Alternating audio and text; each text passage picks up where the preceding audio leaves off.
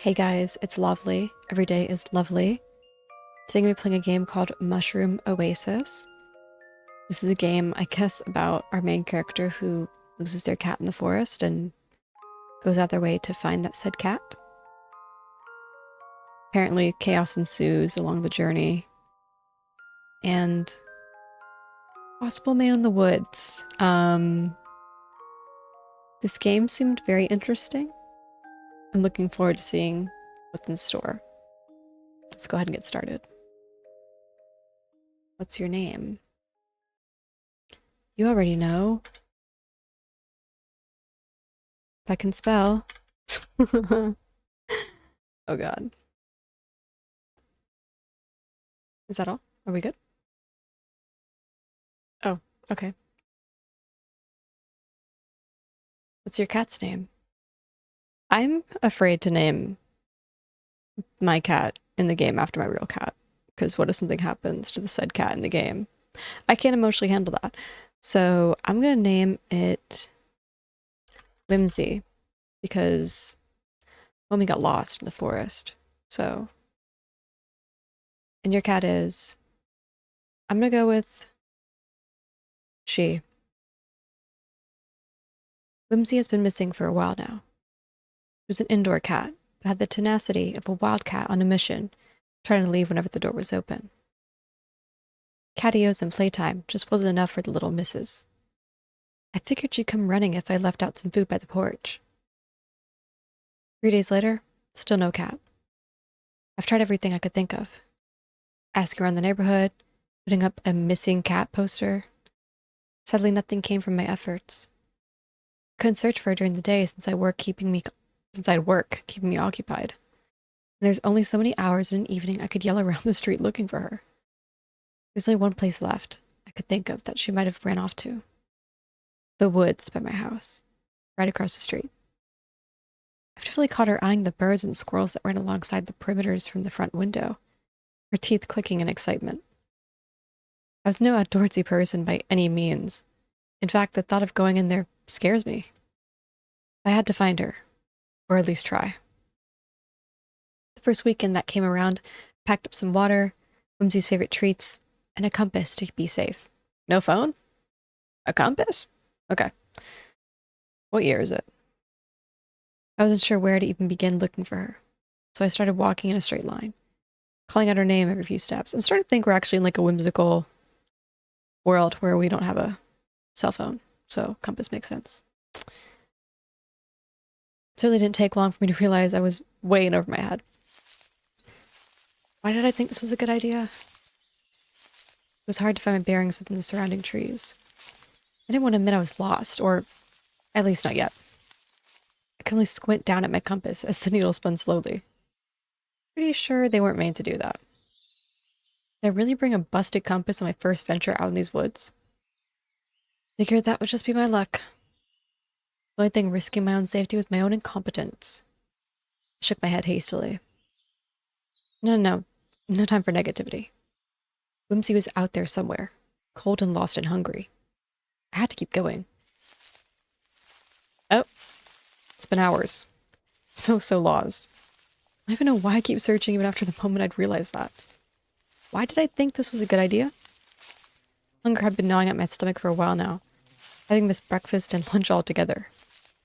The heat and humidity from the afternoon sun was unbearable. The cooling air did nothing to soothe me. Even if I were to head home, I couldn't even pinpoint where that was. What do people even do in this situation? I knew it was a baseless optimism, but walking onwards was really the only thing I could think of to do. Surely I'll come across something familiar. I trudged on, my shoes carefully avoiding the tree roots intertwined across the forest floor. But in my weakened state, plus the approaching darkness, I found myself stumbling through the rough terrain. Ouch. My feet hit something soft jutting out the ground. Ugh! My hand shut out as I lost my balance. My feet clumsily tried to find purchase as they wobbled backwards, arms flapping. Oh. What? My shoes had landed smack dab in a circle of mushrooms, the brunt of it causing a wispy cloud to interrupt from the cluster. I stuck my nose in my elbow to avoid breathing it in. I couldn't differentiate one tree from another for the life of me, but I'm pretty sure humans aren't supposed to inhale whatever the hell this was. It smelled strongly of rotten wood and wet dirt, even as it cleared. Something shiny quickly caught my attention. I stooped down to pick it up, gasping under my breath. It was Whimsy's collar. No! Oh no. Covered in whatever the hell these mushrooms released. I looked around desperately for any signs of her. Whimsy! Whimsy! Psst, psst, psst, psst. I coughed from inhaling some of the remaining dust floating in the air. I should really steer clear from this. Pocketing Whimsy's collar, I had treated carefully until I couldn't breathe again. Until I could. Excuse me, whoa. Stepping back, I could still smell it. Must have stuck to my hair and clothes. A quick once-over confirmed my suspicions with a slight cringe. A thin yet generous coat of it covered my sleeves and jeans. I leaned against a tree, dusting off my clothes in a naive attempt to get the dust and smell out, to no avail. If anything, I felt like I'm breathing more of it in. We used to be a musty, now turned sweet. We used to be musty, excuse me, now turned sweet. And I found myself inhaling even deeper, trying to pinpoint the smell. Cucumbers? Smelled like fresh cucumbers. Tingly feeling crept up my hands and neck, pinprick spreading across my limbs as a strange heat reached my face. I started to feel drunk and woozy. My senses were numb. It should freak me out. And yet, a strange comfort washed over me. I should lie down. Right now, in fact. My legs gave out from underneath me, my body toppling over at an awkward angle. I laid there, and stared, and stared, and stared. It was nice here. Peaceful calm. The perfect place for a nap, even. My eyes grew heavy as I swam in and out of consciousness. Yeah, a nap sounds really good right about now. Plot twist, I just died. Everything else is purgatory. Oh? Lots of critters passing through lately. Sorry this happened to you, little one. It could have been anyone, but it had to be you. Hey, you. It's giving that. Wait, a human? How'd you end up all the way out here? Still breathing, too. Ah, geez, I can't leave you here. What should I do? Oh! I woke with a jolt. It was warm, but comfortably so. I could feel the weight of a blanket on me as I tried to sit up. I couldn't move my body. My fingers twitched uselessly at my sides as my eyes darted around in panic. Glancing about, I could see the interior of a cabin, or at least the ceiling of one. I couldn't see much past the corner of my eye. Where was I? How did I get here? A desperate feeling rose in my chest. I had to leave. Right now. This was wrong. Wrong. Wrong. I wasn't meant to be here. I could hear the crackling of a fire nearby, likely the sorts of warmth I had felt waking up. I could also hear footsteps approaching.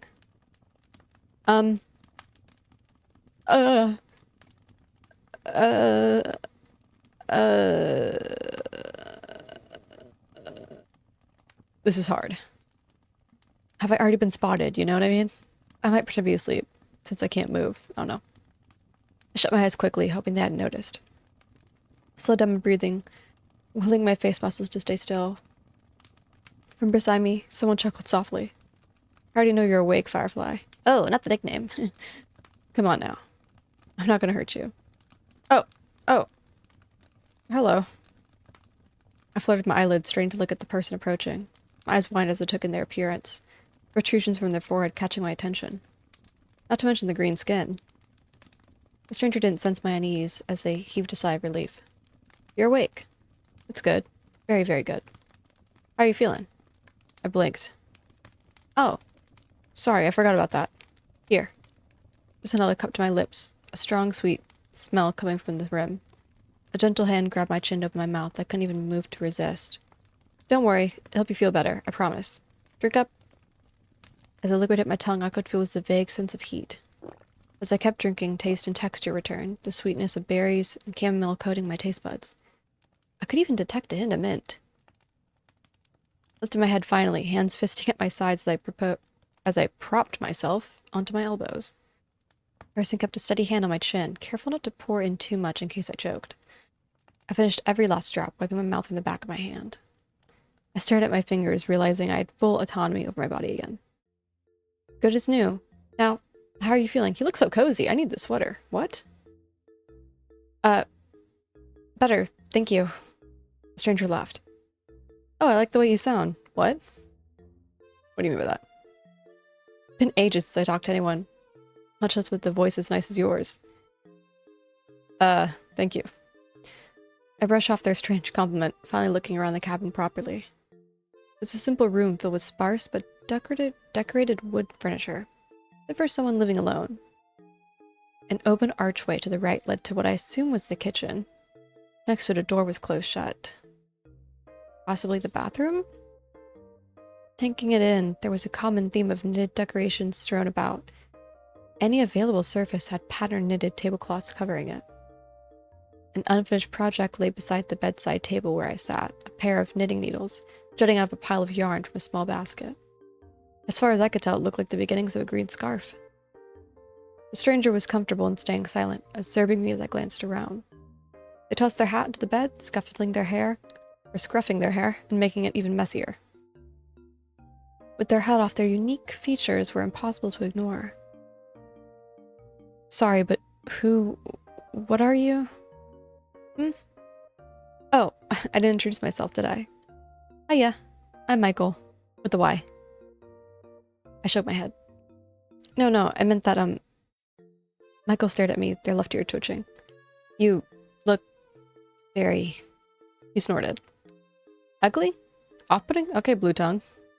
No, just different. Different, huh? You're just being nice. Well, then explain yourself. I mean, that's kind of rude, isn't it? I paused for a moment before pinching my nose bridge, exhaling slowly. I'm just... Sorry, it's been a long day, is all. I should be thanking you. It helps it's a skin condition?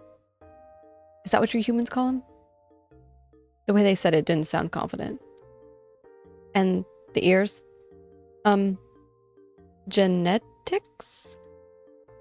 Right. And I assume the little...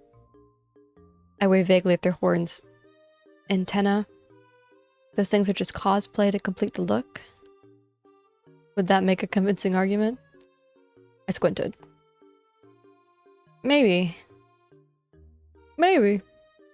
Then, yeah, it's cosplay.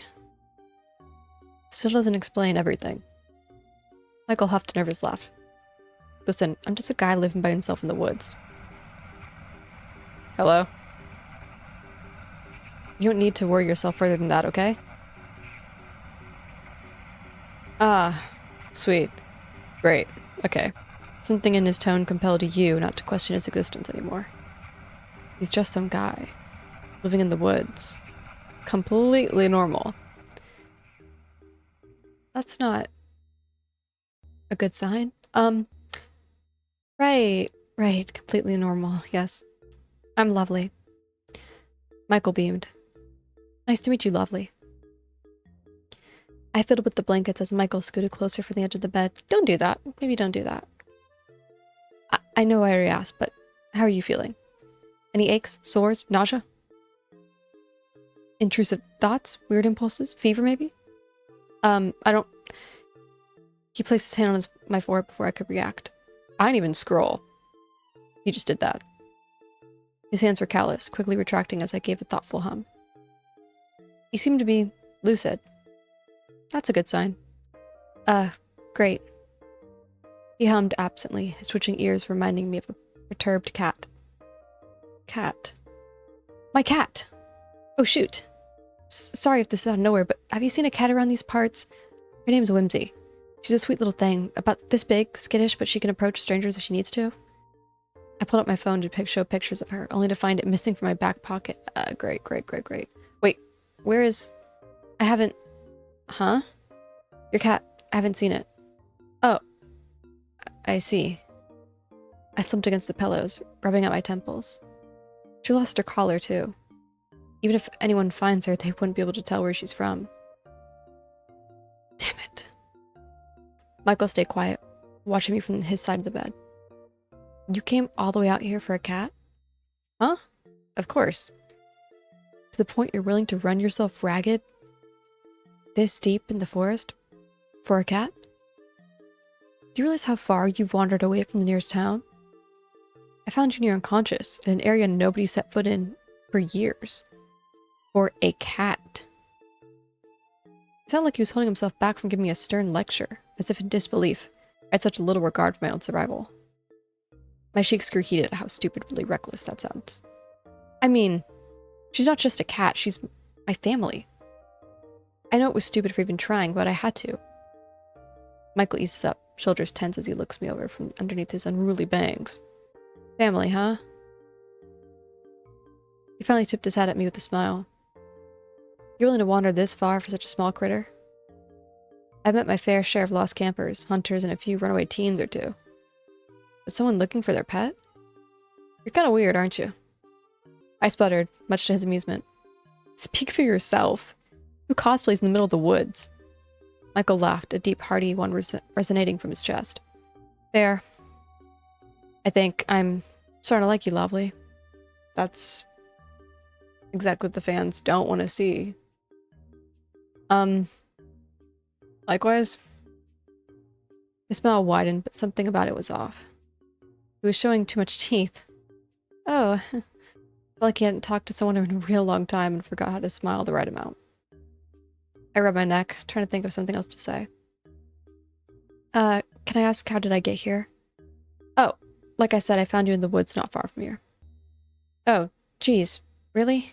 I knew I was tired, but I couldn't have possibly... Huh?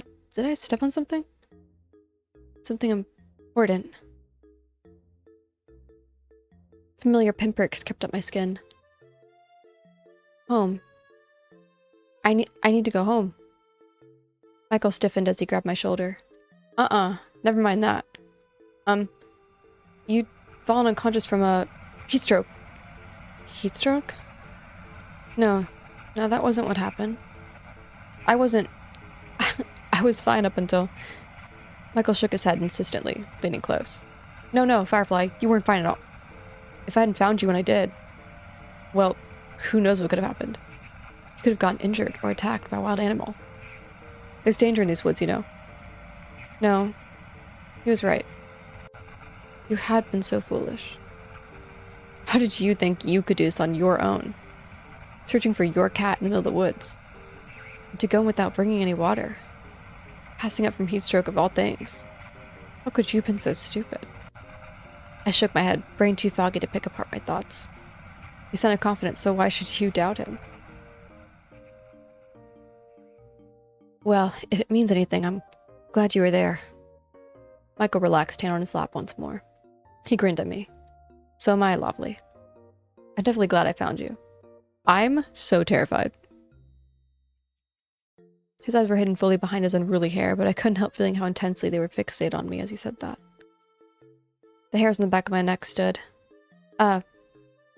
Sure. Without a distraction, I've only just realized how uncomfortable I was sitting still. The blanket on me was starting to itch, just as a desperate need to get home began to rise in me. This was interesting, but I should really get going now. Wait! My host jumped up from the bed before I could. I mean, you can't. I can't just let you wander around the woods this late. Please, stay a bit longer. But Michael, come. He grabbed my hand and led me across the room. He's not letting me talk. We stepped into the kitchen, a fragrant smell of cooked potatoes and meat hanging in the air. 2 plates had been set out on a small circular table, complete with utensils and mugs of tea. Ooh, tea. I wasn't expecting guests today, so the food is nothing fancy. But join me for dinner? Do I have a choice? No, clearly not, because we're going into Hazyland once again. He looked so hopeful, ears drooping. He'd feel so bad if he had said no. I have no choice. I'm scared. Michael's jaw dropped for a few seconds before he quickly recovered. Yes, of course. Here, come sit. I'll serve up the cottage pie in a minute. Cottage pie? I sat as instructed, my stomach rumbling something fierce, as the smell was the one thing I could focus on. Yes, this was definitely the right choice. What was so important that you had to leave so soon? The outside world can wait. I feel like we need to be strategic, okay? You could stay here. I enjoy my company. Oh? Actually, I should ask, are you okay with me for dinner? I can make something else for you if that's not your preference. I'm okay with meat. I don't know what type. A little concerned, but... He better not be cooking my cat, bro. I'm kind of scared. Like, I know he's seen my cat. I know he has. Oh, okay. You're having the same dinner as me, then. Michael pattered about the small kitchen with an almost giddy excitement. He put on a pair of knitted oven mitts, humming as he stood down and pulled out a steaming tray of pie from the wood stove. The smell. It filled out the kitchen in an instant as he brought it to the table, my stomach rumbling louder in response. I'm pretty sure Michael could hear it, but he just smiled as he served up our portions. He discreetly cut me a bigger piece, which I was grateful for. Oh, it does look good. Okay, interesting. The crust was a nice golden color, streaked with crisp lines and garnish. The meat and veggie filling looked absolutely delectable, the savory sauce leaking onto the plate. My mouth was watering. Unsurprising considering the fact I haven't eaten all day. Careful now, it's still hot. It was fair advice, but I didn't wait more than 2 blows before biting into my first forkful. It was definitely way too hot to eat straight from the oven. Michael kept a polite expression, the corner of his mouth lifting as I panted with the piece still in my mouth. It gave me a few seconds to recover, elbow planted on the table. Is it good? I nodded vigorously, even though my buds were burning. Mm-hmm. I couldn't taste anything. He laughed. It's usually better on the second bite. I slowed down, hand on my mouth as Michael poked his fork into his own slice. I tentatively blew in the pie to make sure it was cool before taking another bite.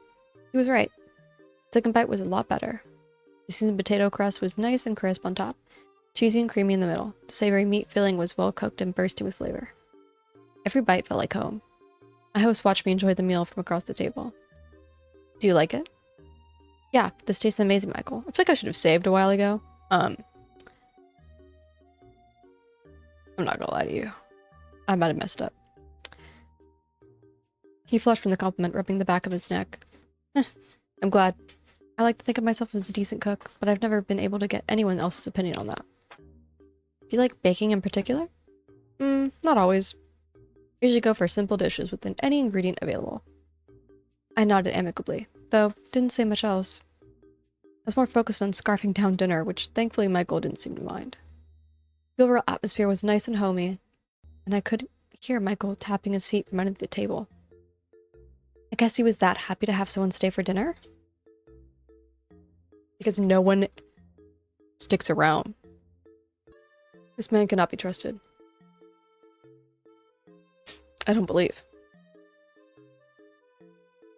It did seem like he lived alone, judging from the surroundings in his cabin. So, kinda curious. He perked up instantly, his focus solely on me. What made you want to live all the way out here?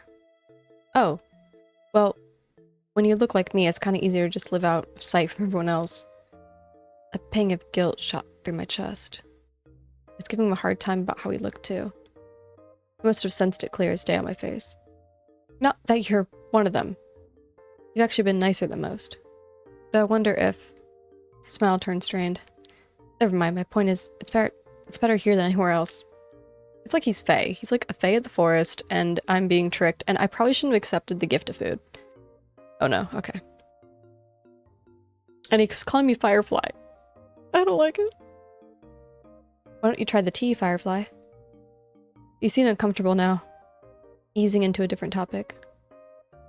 Probably best to follow along. Oh, sure. Reached out towards my mug. Only to push off the edge with my clumsy fingers. Wait! I bent over the side to grab it, fully expecting it to fall just out of reach, and laid on the floor into broken pieces. It never did. Instead, a long green— oh, he's got a tail! Was twisted around the ceramic mug, securely keeping it in place, not even a drop had fallen out. My eyes trailed along the length of it until I pinpointed that it came from behind Michael. The rest of it particularly hidden beneath his cardigan. Michael? Is that yours? Michael buried his face in his hands, the strange appendage from before lowering to his side, mug in tow. I'm sorry, lovely. I think it's time I was honest. Ah! Yes. He lifted his head, fingers carting his hair back to reveal his eyes. I froze his too. No. Multiple pairs of irises stared right into mine, before darting to the side and avoiding my gaze. I know it's a lot to take in, but this is who I really am. Please don't be scared. I'm gonna remain calm, because what's freaking out gonna do right now? I swallowed audibly, willing myself not to look away. He seemed to be holding his breath as I gripped the edge of the table. It felt unsettling every time he blinked those eyes in succession, even when he wasn't looking at me. Was it real? It had to be. Everything about him suddenly made so much more sense. The isolation, the avoidant behavior. He looked freaky, yes, but he also looked sad. I swallowed thickly. I'm not scared. Michael's many pupils blew wide, dilating like an excited wildcat. It sent a shiver up my spine. Okay, maybe just a little bit scared. Sorry. He hastily grabbed an empty plate and hid behind it, shoulders scrunched up despite his stature. Would it help if I just hide it? I could fix my hair like before, if that's what you prefer. His voice was muffled behind the ceramic barrier between us. It was kind of endearing. I slowly reached out to touch his hand, the slight brush of my fingertips making him jump in place. Michael. Yeah? Can you put that down?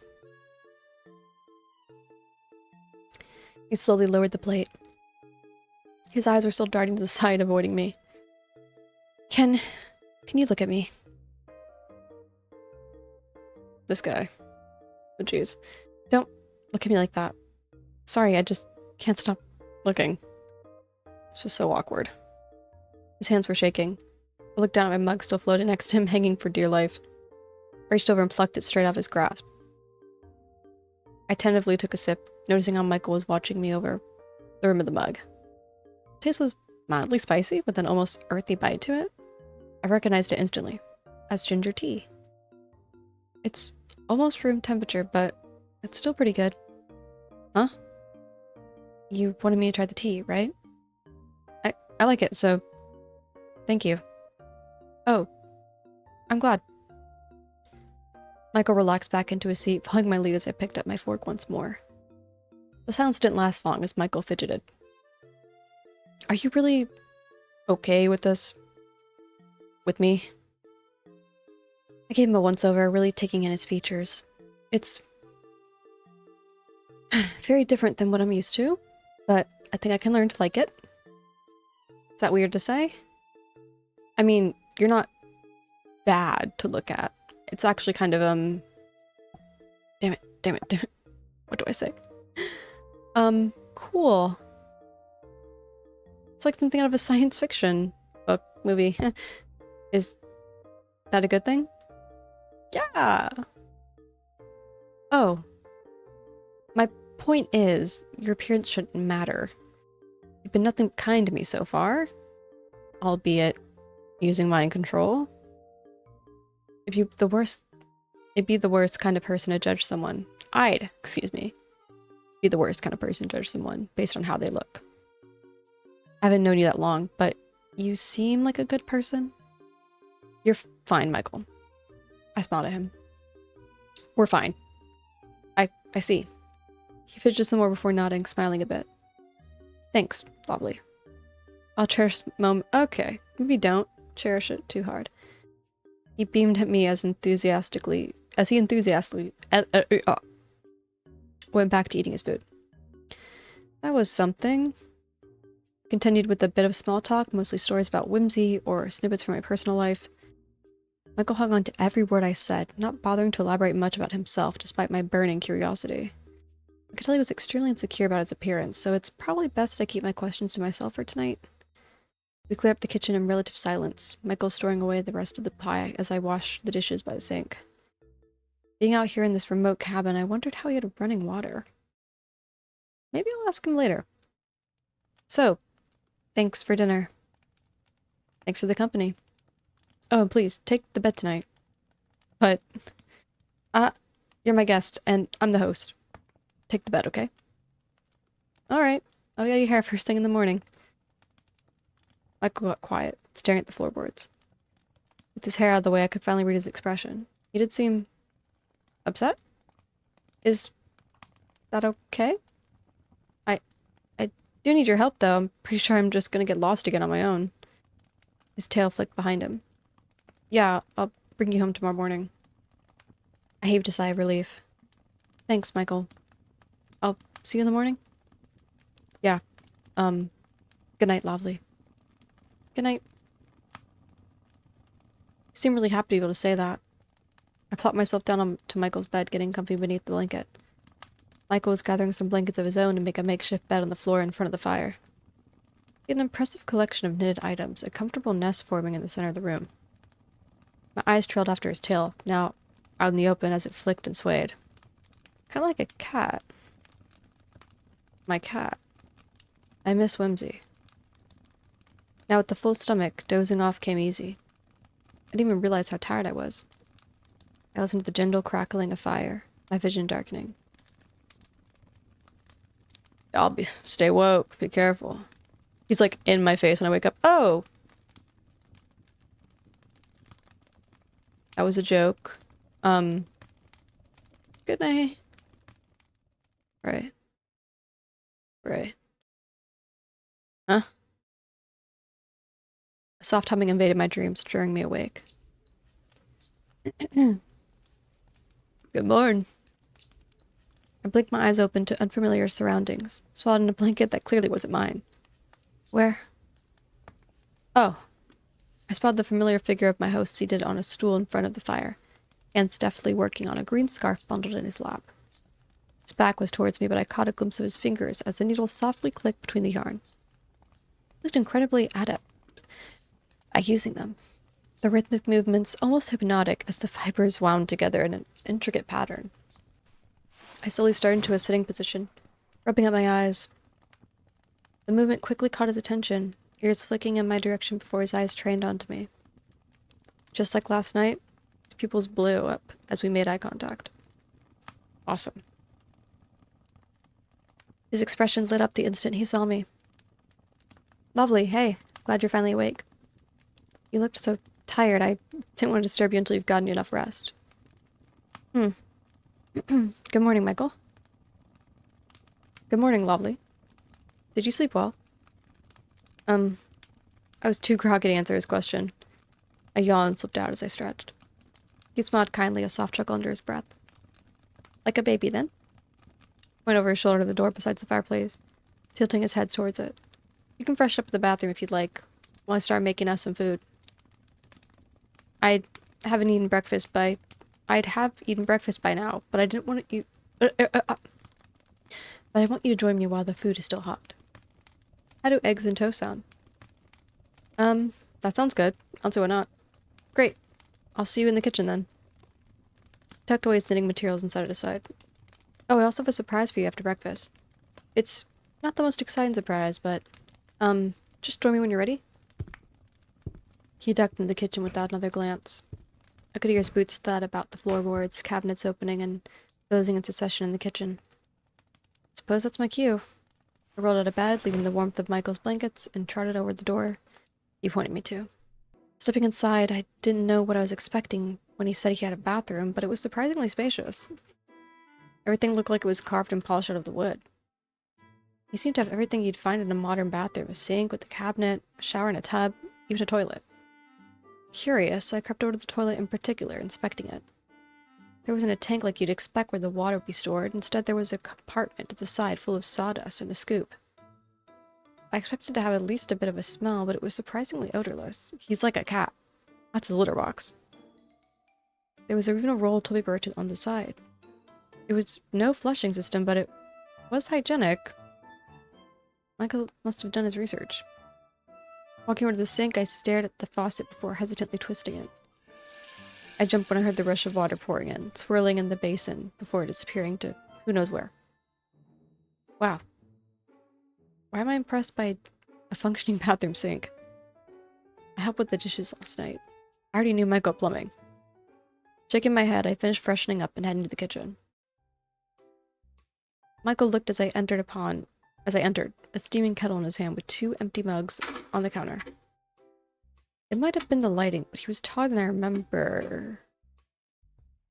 Don't like that. Glancing to the table, I could see he already finished plating up our food. Oh wow. You work fast. Michael looked proud of himself. Can't have my guests stay on an empty stomach. Go on, have a seat. I'll join you in a moment. I returned a smile and sat down, stomach grumbling as I looked at our plates. Once again, Michael was generous with the serving sizes. Fat slices of bread were toasted perfectly with crisp buttered sides. Bright red tomato slices and crisp salad peeking underneath the fluffy eggs. He's making me hungry, honestly, I'm not gonna lie. It looked amazingly tantalizing, the smell of savory herbs wafting into my nose. My mouth watered. Oh, Uncle sat down, a steaming mug beside me before settling into his own seat. Peeking above the rim, I could see small flowers floating about, tinting the water yellow. It faintly smelled of apples. I recognized the yellow dried pellets on tea packaging, as I've seen before. Oh, chamomile? He nodded. I hope you like it. I'm sure I will. His smile widened, his tail swaying at the tip by his feet. He seemed more relaxed, showing his natural features this morning. Any trace of panic and hesitation from last night were gone, replaced by a look of contentment. Michael bit into his toast and I followed suit. The food was as delicious as I expected. The chunk of toast I bit into was heavenly, the butter sweet on my tongue. The tomato and salad proved a nice, crisp balance. And the eggs. Something about simple home-cooked food is just the best. Michael was happy to eat in silence, occasionally looking up at me as I enjoyed my food. He'd smile when our eyes met, his bottom pair narrowing into a happy squint. I wondered if he'd be open to some questions. Hey. Do you mind if I ask,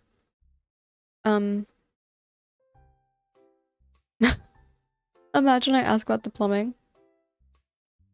I'm gonna do it. I know it's a silly question, but I can't stop thinking about it. Oh? You were wondering about that? The embarrassed look on his face is probably enough for an answer.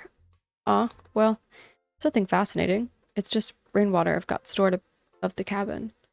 Just rainwater? He nodded. I detected a hint of pride as he continued. It's actually a recent installment, believe it or not. Granted, the project took a while, gathering materials, figuring out the tools, finding the right instruction manuals, plus I had to figure out where to store the water tank. And don't worry, I installed a filtration system, so it's safe for us to use. Check it every few weeks to make sure nothing's contaminated. That sounded daunting, especially considering you lived all the way out here in the woods. You did all that on your own? Kinda had to.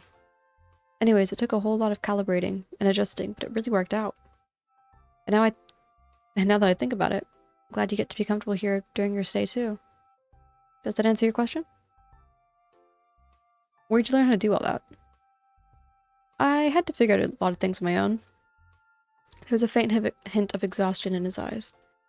But to answer your question, I go to libraries a lot. Do you know? That's where I learned a lot of majority of things. The fact that I even ventured into buildings at all already surprised me. And if I'm really lucky, they have all these neat DIYs and workshop manuals archived for anyone to browse through. It took a while to figure everything out. A really long time, actually. But hey, I had nothing but time. And it paid off. I'm considering upgrading the toilet next, but for now, the composting setup works fine. Learned about that in an old camping guide. I feel like he's like 100 years old. I can't say for sure, but it's giving that. He paused to take a breath, as if he hadn't talked this much in a while. I'm rambling, but that's how I did it. Is there anything else you want to ask? Wait, you've been to libraries? Let's talk about it. His ears perked up, posture straightening. Oh yeah. I can't tell you enough about how much books have helped me. I made it this far only because I quickly figured out how to read. Figured out that I can read. Okay, yes. Do you visit often? In my early days, any chance I could get. Nowadays I stick to my side of the forest, though. Gotta make sure people don't wander too far off than they're meant to. I paused in my chewing at the teasing lilt in his voice. Hey, I'm joking. Anyways, if you're wondering what I do about this, he gestured towards his face. I just have to make sure everything's covered. You'd be surprised how little people pay attention to me when I bundle up just right. Do people not give you trouble? He shrugged nonchalantly. Small town libraries are usually so empty from my experience. And people just mind their own business there. Huh. I guess that's true. I can't remember the last time I visited a library. I guess libraries would be Michael's equivalent to the World Wide Web. I should introduce him to the internet sometime. Should we, though? Yeah, actually maybe not. That's what I thought. Not without parental controls. Finally satisfied, I nodded and went back to eating my food. It's like living in the woods? I still can't believe how cozy you've managed to make it, considering the whole middle of nowhere vibe. It wasn't like this when I found it. No? It was a major, fixer-upper. So the cabin was abandoned. I never would have guessed. Yeah, I'm really happy I get to live somewhere permanent for once. It's not much, but it's home. What's it like? Peaceful, quiet. I do like it a lot. The force provides me with everything I need. And nobody bothers me for the way I look out here. His ears twitched slightly. Sometimes you just happen to end up where it's most convenient for you and everyone else. The way he avoided my eyes as he said that gave me the impression there's something more to it. Like his home wasn't just out of convenience, but a fear of something else. Rejection, perhaps? Or something worse? Anyways, I don't really have anything else to say about it, unless there's something specific you want to ask. He didn't think about his answer much before beaming at me. What about you? I know you've told me a little bit about yourself, but what's it like being you? I scoffed, waving a hand. Please, I'm the least interesting person in this room, trust me. His eyes were shining in earnest as he leaned forward. Let's not. Tell me anyway. Oh, well, tell me about my life, at least the parts I was comfortable with sharing. Just like last night, his eyes didn't leave my face, occasionally darting about my features and interest. The direct ogling was making me nervous, but I suppose I was doing the exact same thing when it was his turn to talk. Eventually, I came to the topic of my job and the woes of living in modern capitalism. Yeah, I'm a bit jealous. You have the whole cottagecore aesthetic, practically perfect. His face morphed into a confused pout. Cottagecore? I explained it to him in my own words. Oh. You're saying you want to live the way I do? Out in the woods? I nodded without hesitation. I mean, I wouldn't mind showing you the ropes. His tone seemed strangely lilted. What do you mean? Never mind. Anyways, I don't get what the appeal is, but it's not easy either, you know? The force provides, but it's up to me to make use of it. Starting out was a dark look crossed over his face then, as if relived a bitter memory.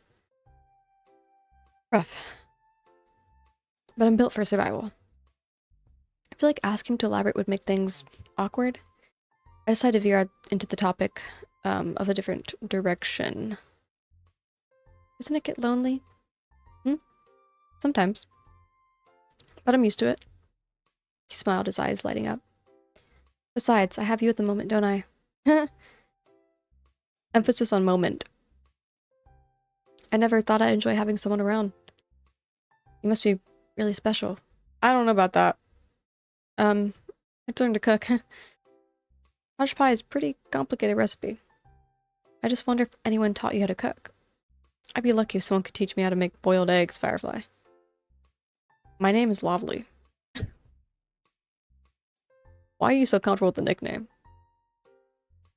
But it was trial and error mostly. My early endeavors were, pretty much inevitable. Inedible. I feel like I said inevitable, whatever. Picked up a thing or two about cooking, though. So your taste buds aren't going to fall victim to any nasty creations, like my early days, at least. Speaking of, did you enjoy dinner last night? Of course I did. You're a really good cook, Michael. I'm glad. Probably wasn't obvious, but I'm really happy I got to cook for you. I don't get guests often, in case you couldn't tell. I should ask you to cook for me every day, then. But I'm leaving today. He grinned at my joke, looking pleased. I'd be happy to. I chuckled as I took another bite. So, what's your favorite thing to cook? He lit up at the question. Fried mushrooms. Fried mushrooms? Yeah. There's plenty to find and it's easy to make. Huh? I do remember finding a patch of mushrooms yesterday. They smell pretty funky, though. You remember that? Hmm? What was that? Nothing. Anyways, mushrooms were the only thing I had for a while, or figuring out I could eat other stuff like roots and veggies. Do you forage all of your ingredients? Mostly. The times I figured out how to catch fish and hunt game were the best of my life, I'll tell you that. My first taste of meat? He did an awkward version of a chef's kiss, as if mimicking something he saw on television once. Mamma mia. Huh? Was he trying to say Mamma Mia? He continued before I could even dwell on it for a second longer. But nothing beats what you humans are able to make. You guys go nuts with ingredients. Rice was a challenge. You're telling me. It's a precious ingredient since I have to actually get some from a store. But once I figured out how to make it nice and fluffy, I consider it a special treat. I did a double take. You go to the store? Yeah. Where else would I get it? I thought you would grow it yourself or something. He laughed as I flushed in embarrassment. It's flattering you'd think I'm incapable of something that impressive, but no. There's only so much the forest can provide. But what about money? We're talking about human currency, right? Otherwise, how would you even... Do you actually have a job? A thought occurred to me. Or did you steal it? He almost looked offended. You take me for a criminal? I mean... I don't really know what to make of the situation. God forbid, you know? I assume, possibly. No, but that would mean then how? Michael bit into his toast, his two eyes winking in mischief. I have my ways. Okay. What's that supposed to mean? I'm starting to know a lot more about Michael. He didn't directly say it, but it felt like he was lonelier than he was letting on. Not to mention how he managed to make a home for himself all on his own. I had to wonder if he had anyone at all. Do you have any family around? Family? His expression turned solemn for a moment before he looked sheepish. Remind me how that works again? I get the concept based on some books I've read. I don't have any what you call parents, if that's what you're asking. My mouth dropped open in shock. No parents? He showed and took another bite of toast. Not that I recall. Then how did you... What's that like, living with so many people like you in such close proximity? Cuts me off. Huh? That's how it works, right? You know, they're humans living in one house? And you have this, Dina thing that makes you relate to the rest?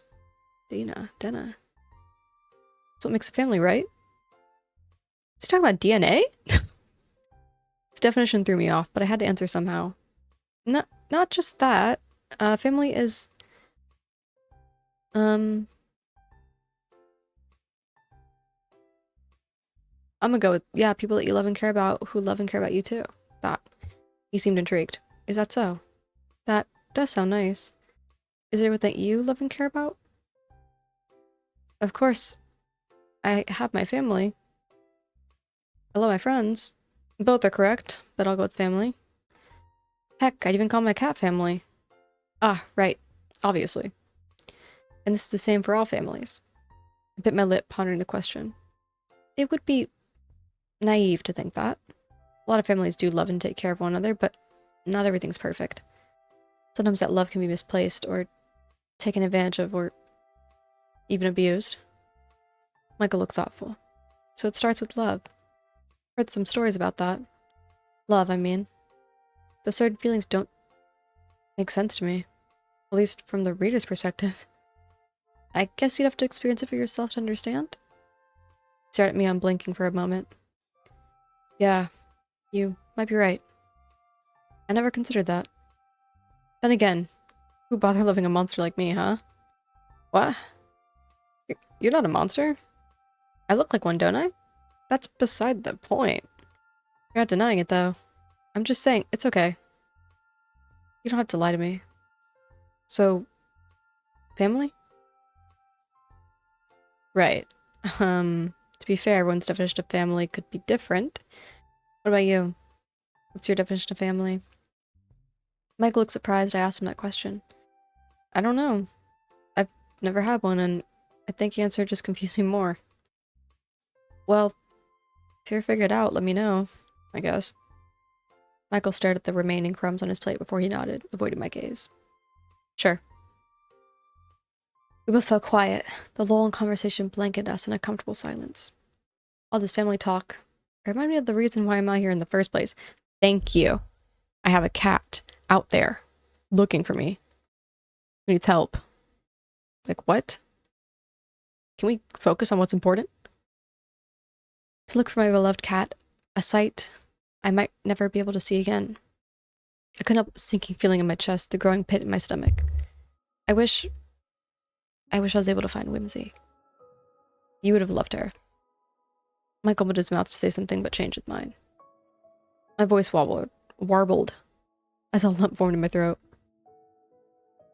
Sorry, I just miss her so much. I keep thinking if I just went looking for her sooner, maybe I would have been able to find her by now. He was quick to speak up. You did your best, Firefly. No one else could have gone to the lengths that you did.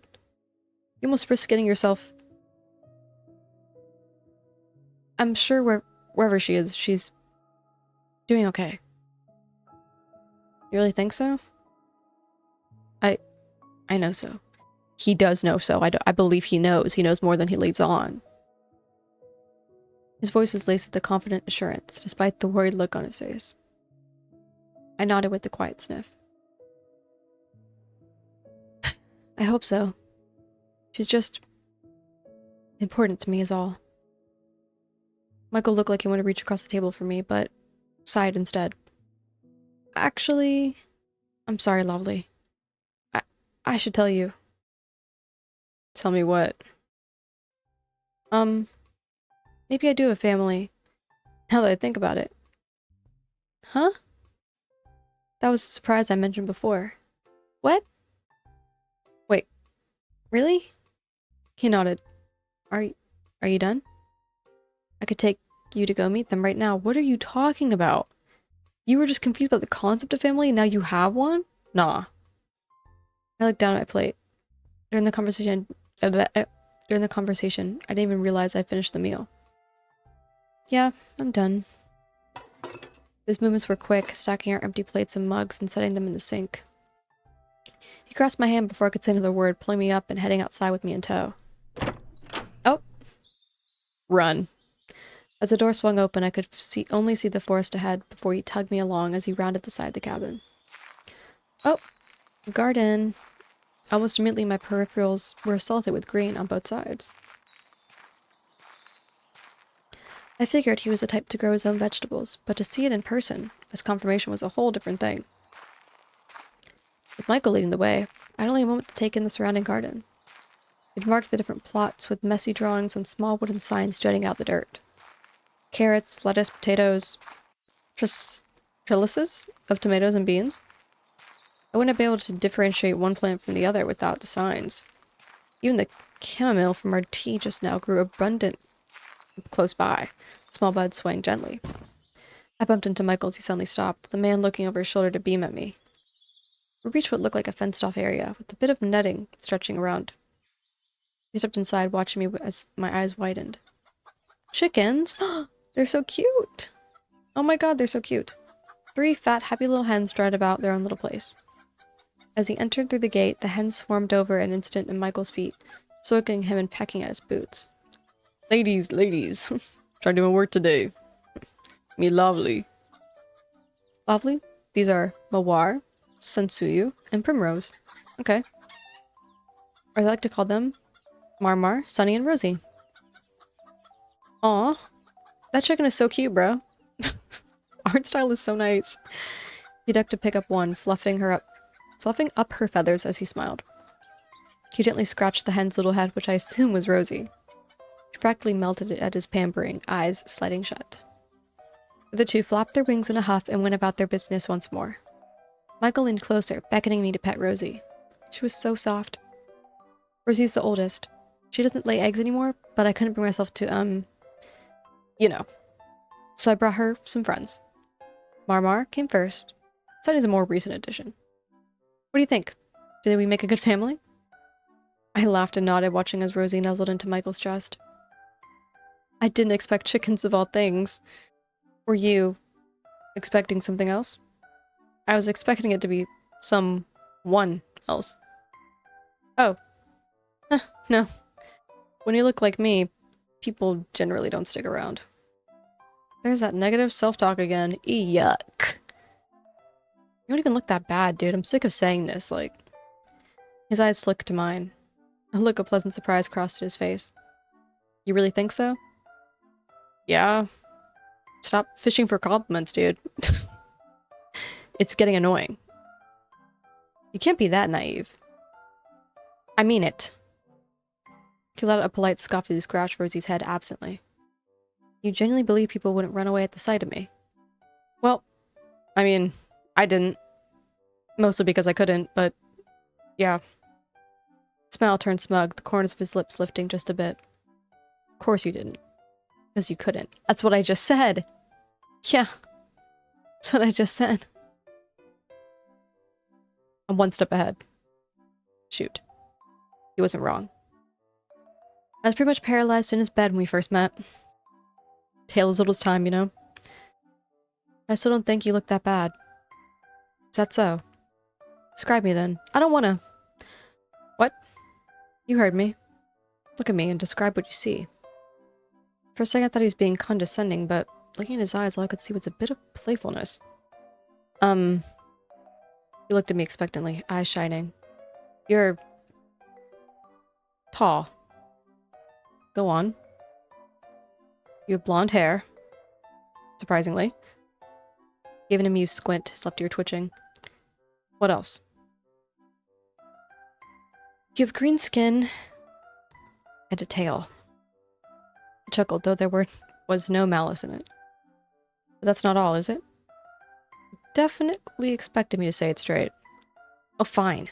So you don't look human. So what? He hummed absently. As I was saying, animals generally don't care if you look like a monster. My heart twisted at his words. His passive nonchalance, yep, somehow made it even worse.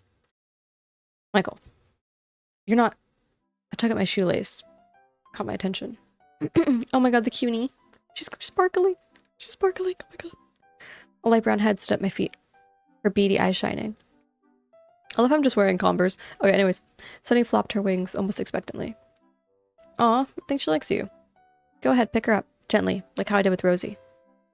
I hesitated, but slowly lowered myself to cup Sunny in by her wings. I've never picked up a chicken in my life. Ever.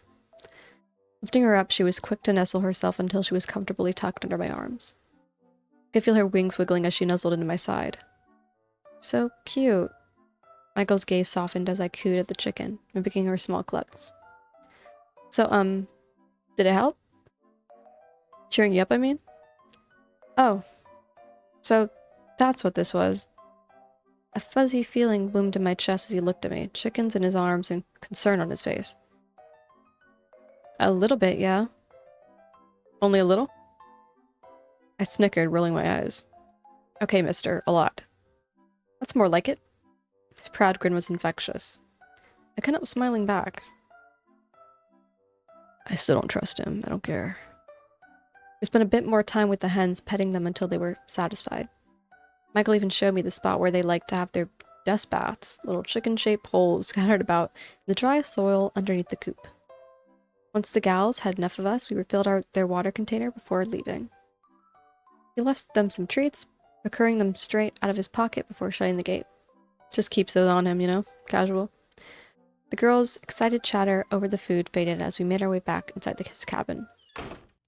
I sat by his bed as he crouched down by the fireplace. From the window I could see the sun outside. It was getting higher. It might be close to afternoon now. Hey, Michael. He looked at me from where he was stroking the fire. I'm supposed to be gone. It's afternoon. I'm gonna hit that item, head out. I rubbed my arm, unsure where to place my gaze. I think it's a good time for me to go now. I didn't... My expression fell, but I caught myself quickly. He's done his best to cheer me up. It'll be inconsiderate towards him to leave in a bad mood. I might have to accept that I'll never see Whimsy again. I think it's better if I focus on moving on. He was quiet for a moment, hands in his pockets. If you say so. But You don't have to leave just yet. You've still got plenty of daylight left, and there's some place I want to show you. Won't you come with me? I had to decide. I'm so scared right now. Oh! I didn't even get to choose. Oh, nah. I can save. Okay. Took another step towards me. Please. Firefly. I didn't want to say it, but he looked desperate. Okay, okay. Oh my god. I'll go with you. The joy in his face was shining bright as a billboard. Great! Let me get our stuff. He disappeared into the kitchen, returning with my backpack in one hand and a satchel in the other. He passed it to me as he walked by towards the front door. Huh. I almost forgot I had this. Riffling through my bag, I found cat treats, Whimsy's collar, broken compass, and my phone. Thought he was dead, though. Still, that's one less thing to worry about. Checked through my bag once more, finding an empty water bottle. I frowned, distinctly remembering I forgot to pack water for my trip. Or at least, Michael told me that. Didn't I? You ready? I looked up at Michael, startled. He has a crossbow.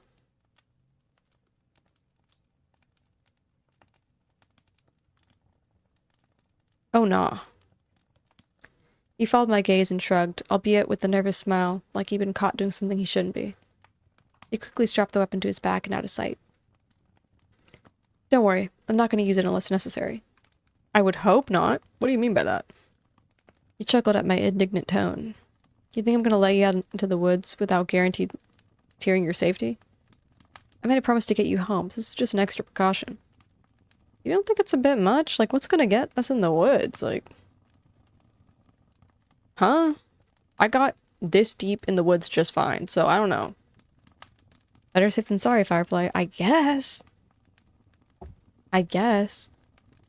He did have a point. If anyone knew these woods and the kind of danger it held, it'd be Michael. Girl, he is the danger in the woods. What do you mean? I glanced over at him again, noticing he'd changed his oversized cardigan for something more outdoor appropriate. His eyes tracked mine, his shoulders stiffening as a tint spread across his face. So, shall we? He opened the door and waved me out. I stepped outside to glance around his front yard. The landscape wasn't anything special, it was actually left quite plain, just thick with trees and foliage. Only paths of dirt and flattened grass clued me to the routes Michael would use as he comes and goes, webbing in all directions trailing to the front door. Come to think of it, anyone passing through would be able to spot Michael's house if they squinted through the trees carefully enough. I guess he was right that nobody walked through this area in years. I heard a locked door before Michael joined me by my side. He smiled wide before tipping his head in a direction, making sure I was behind him before he started walking. I was hesitant, but followed suit. It was quiet as we traveled, save for the sound of nature calling out around us. The weather was bright and warm, the sun casting pretty rays through the gaps in the trees, I had to admit, enjoyable as it was, the bird calls and rustling of leaves as we walked somewhat brought bad memories. Yesterday was miserable. I was lost, tired, and hungry. There was a chance I wasn't going to make it out alive. I watched Michael's back as he led the way, the man barely paying any mind to his surroundings. His ear would occasionally flick back in my direction, but overall he seemed confident on where to go. Having Michael as my guide home was definitely a great assurance. It made me even more grateful he'd found me when he did. Not about that one. I sighed and shook off the negative feeling, keeping pace while appreciating the fresh air.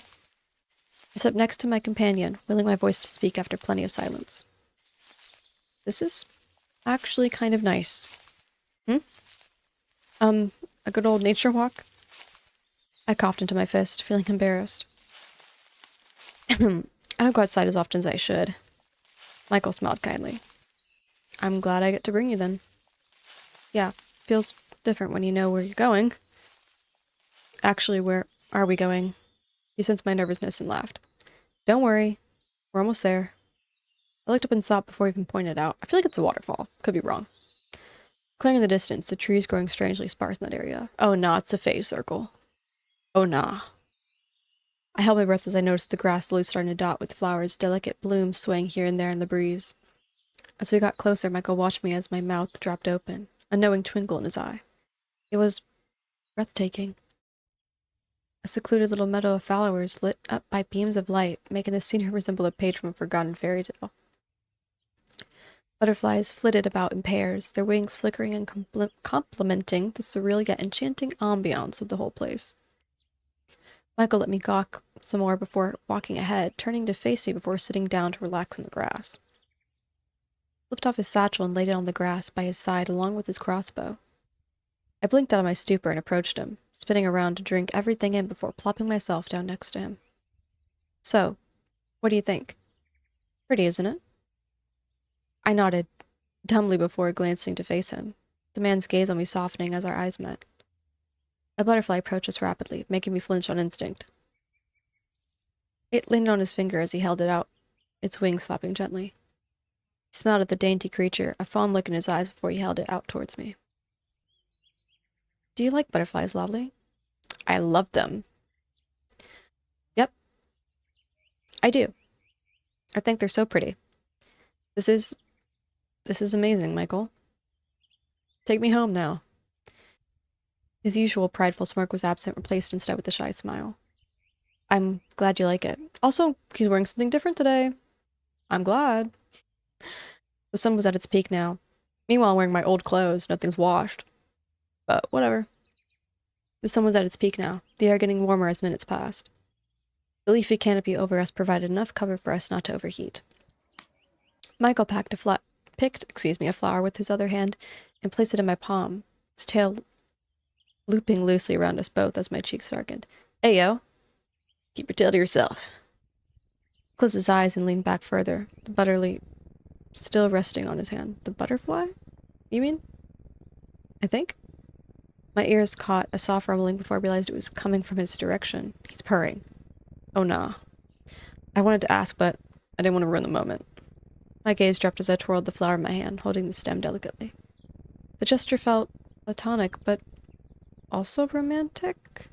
I wonder if Michael was even interested in relationships. He'd been alone most of his life. Probably get tired of my presence sooner or later. Before I could contemplate further, the butterfly on Michael's finger took off, my gaze trailing after as it left the sunlight and flew away into the woods. Which reminds me... Michael. Don't get me wrong. This place is stunning. But is it okay if we go now? He straightened from his relaxed slouch. Why? We just got here. I chewed my lip, hesitating. I love you here, I do. But, like, I have a life. I could always come back, but, like, please. Like, I'll see you during spring break or something. But I want to go home, Michael. Michael studied my face. Lovely. Do you want to leave me that badly? What? No. I need time to recover from losing Whimsy. I know it's silly and dramatic, but knowing she won't be there when I get home. I trailed off, shooting another shot of guilt and regret filling my chest. I just need to get it done with. I feel a hand rubbing my back. Don't touch me. Don't touch me. Michael nodded slowly, looking at me in the eyes. His smile was gentle. That's okay. I understand. Nah. Oh, hell no. Resist! Resist it! But maybe this place can help with that. It's a nice spot to nap in, isn't it? Picked it out just for you. Why don't you go ahead and lie down? His words made you sway, a sudden bout of sleepiness weighing heavy over your eyelids. He was right. It is a nice spot to nap in. Why were you in such a hurry? You yawned, leaning back to stretch on the grass. The warmth from the ground seeped through your clothes, lulling you into a sense of comfort and safety. There you go. Just spend some time with me. Just a bit more. Please. This guy, bro. Oh, here's something else I could show you. He reached into his satchel and pulled out a wooden box. It's called a kalimba. I blinked slowly, clarity coming back as I shook my head to pay attention. The box fit neatly in his hands, Michael holding it as if he were typing on a phone. I could see it had a hole in the middle with thin stripes of metal arranged in a triangular shape over it. Whoa, what does it do? A proud smirk spread across his face. I'll show you. He began to pluck at the metallic prongs. This reminds me of, Avatar. The Last Airbender. It's giving that. A gentle ringing sound resonating with every flick of his thumb. I couldn't recognize the song. He might have made it up himself? I closed my eyes, enjoying the tune. He's lulling me into a sense of security. Michael gave a soft chuckle as he kept playing. He's evil. Relax and listen as long as you'd like, Firefly. Nah. Wake me up inside. A few minutes passed by with Michael plucking away at the instrument, two of us sunbathing like two cats on a Sunday afternoon. I must have dozed as the next thing I knew I felt a nudge on my shoulder. Comfy? He chuckled low when I refused to open my eyes. I mean, if you'd rather stay. My eyes shut open, my whole body jerking to sit up. Michael glanced at me, kalimba in his lap and half a forget-me-not chain in his hand. What? I shook my head, slapping at my cheeks. I can't believe I fell asleep. I still need... It's alright. Cut me off. His sigh was heavy. He keeps cutting me off. And I cannot get a word in. Genuinely. Like, I'm not even clicking to go forward. He's genuinely cutting me off. Okay. I was hoping... Never mind. He patted my shoulder, though his smile didn't reach his eyes. Thanks for being here with me. You're welcome. Maybe we can do this again sometime. Yeah, that sounds good. If I ever see you again, let's get you home. Finally. Jesus Christ. Okay. He rolled over to his feet, stood up, brushing off dirt and fixing his satchel. Come on. We gathered our things and set off into the unknown once more. Well, unknown to me at least. Michael seemed to have a map of this place ingrained in his brain. He seems a bit sleepy still, so let's freshen up, okay? We walked a bit further away from the clearing, coming across the river.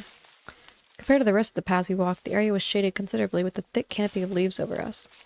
The flowing water looked inviting as I kneeled down by the bank, Michael idling close by. I dipped my hands in, eager to wash my face. The water was refreshing and cooled my heated skin in the afternoon sun. I pulled my hand back to see Michael peeking, over my shoulder into my reflection, smiling with the faraway look on his face. He startled as our gaze met, irises darting away to look at himself instead. Immediately his expression changed. His ears flattened, a grimace twisting his features as his lips curled back. I'd never seen such content in his eyes as I did then, staring at his own visage. He stepped away, retreating underneath the cover of a tree to lean against it with crossed arms. He doesn't notice me watching. I patted my hands to dry on my shirt and approach him. You ready? Yeah, that was weird. I stopped him before he could turn to leave. He looked at me with a questioning look, tipping his head. I hesitated. I wasn't the type to speak my mind directly. Most of the time I'd keep things to myself and let things go by. But nobody should look at themselves and have that sort of reaction. Hey. You know you're not, might as well be frank. You're not a monster, Michael. I looked taken aback. What makes you say that? I saw how you were looking at yourself. How you talk about yourself? None of it's true. I keep telling you, you're more than just your appearance. I don't know what compelled me to do it, but I did it anyway. I reached for his hands and held them between us. His eyes widened at the contact. All it took was a day with you, and truthfully I think you're the most amazing person I've ever met. He made a choked noise. I'm just some old nobody compared to you. That's not... Shut up and listen. Somebody shut his mouth with an audible click of his teeth. From where I stand, you saved my life. You've taken care of me better than I could have ever asked for from a stranger. That already proves to me that you're not the monster you think you are. You're charming, you're smart, you're sweet. You're a million more wonderful things, but you are not a monster. Take a second to compose myself, lowering my voice. You may look different, Michael. But guess what? His multiple eyes stared into mine, ears flattening as if fearing the worst. That makes you all the more beautiful to me. His breath hitched. I could feel his hands squeezing mine, fingers trembling. It's like he forgot how to breathe. I maybe shouldn't have called him beautiful. I realized my hands were getting sweaty.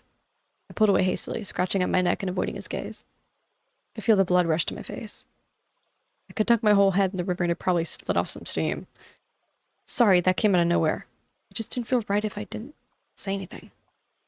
I hope you understand. An awkward silence passed between the two of us. Anyways. Caught him mumbling under his breath. I can't let you leave. Oh, nah. What? I said, you can't leave. I mean, not without your cat, right? I frowned. I've already tried, Michael. Like you said, it was stupid of me to just wander off in the woods as if I'd find her through some dumb luck. Paused, his fist clenching. But I haven't. Huh? I haven't tried. I know these woods better than anyone. I can try looking for her. But that means you can't leave yet. Michael, I appreciate the offer, but I don't think I should stick around any longer. I have a job, responsibilities, and you hissed in pain, a sudden migraine overcoming your senses. You felt sick, your stomach wringing itself into knots. Oh nah. Oh nah. Oh nah, it's over. Like the world was warping around you as your legs wobbled. Your body buckled over as you resisted the urge to vomit. Oh nah. Oh nah. Michael caught you as you slumped gracelessly to the ground, your head resting on his shoulder as he cradled you close. Hey, you don't look so good. Your vision doubled as he spoke, his speech oozing together words into an indecipherable mess. Are you okay? You need me to carry you home? I don't want to. I don't want to. Oh god. It's too late. It's too late. It's too late. Okay. No problem. Just hang in there. Hang on to me.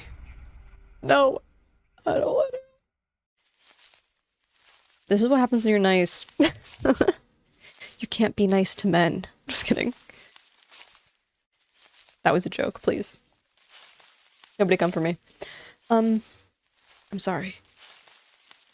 I'm so sorry. Are you though? Are you though? You don't deserve this. If I could just one more day with you. Be the happiest man alive. Here we are. Let's get you tucked in. I should give you some clothes. Why am I, what? Oh, that. Okay, I thought it was, okay. Especially since you'll be staying another night. You're okay with that, aren't you? I'm changing myself. I blinked groggily awake to the gentle sound of crackling fire. The itchy texture of warm bed sheets, the weight of a heavy knitted blanket. Yeah.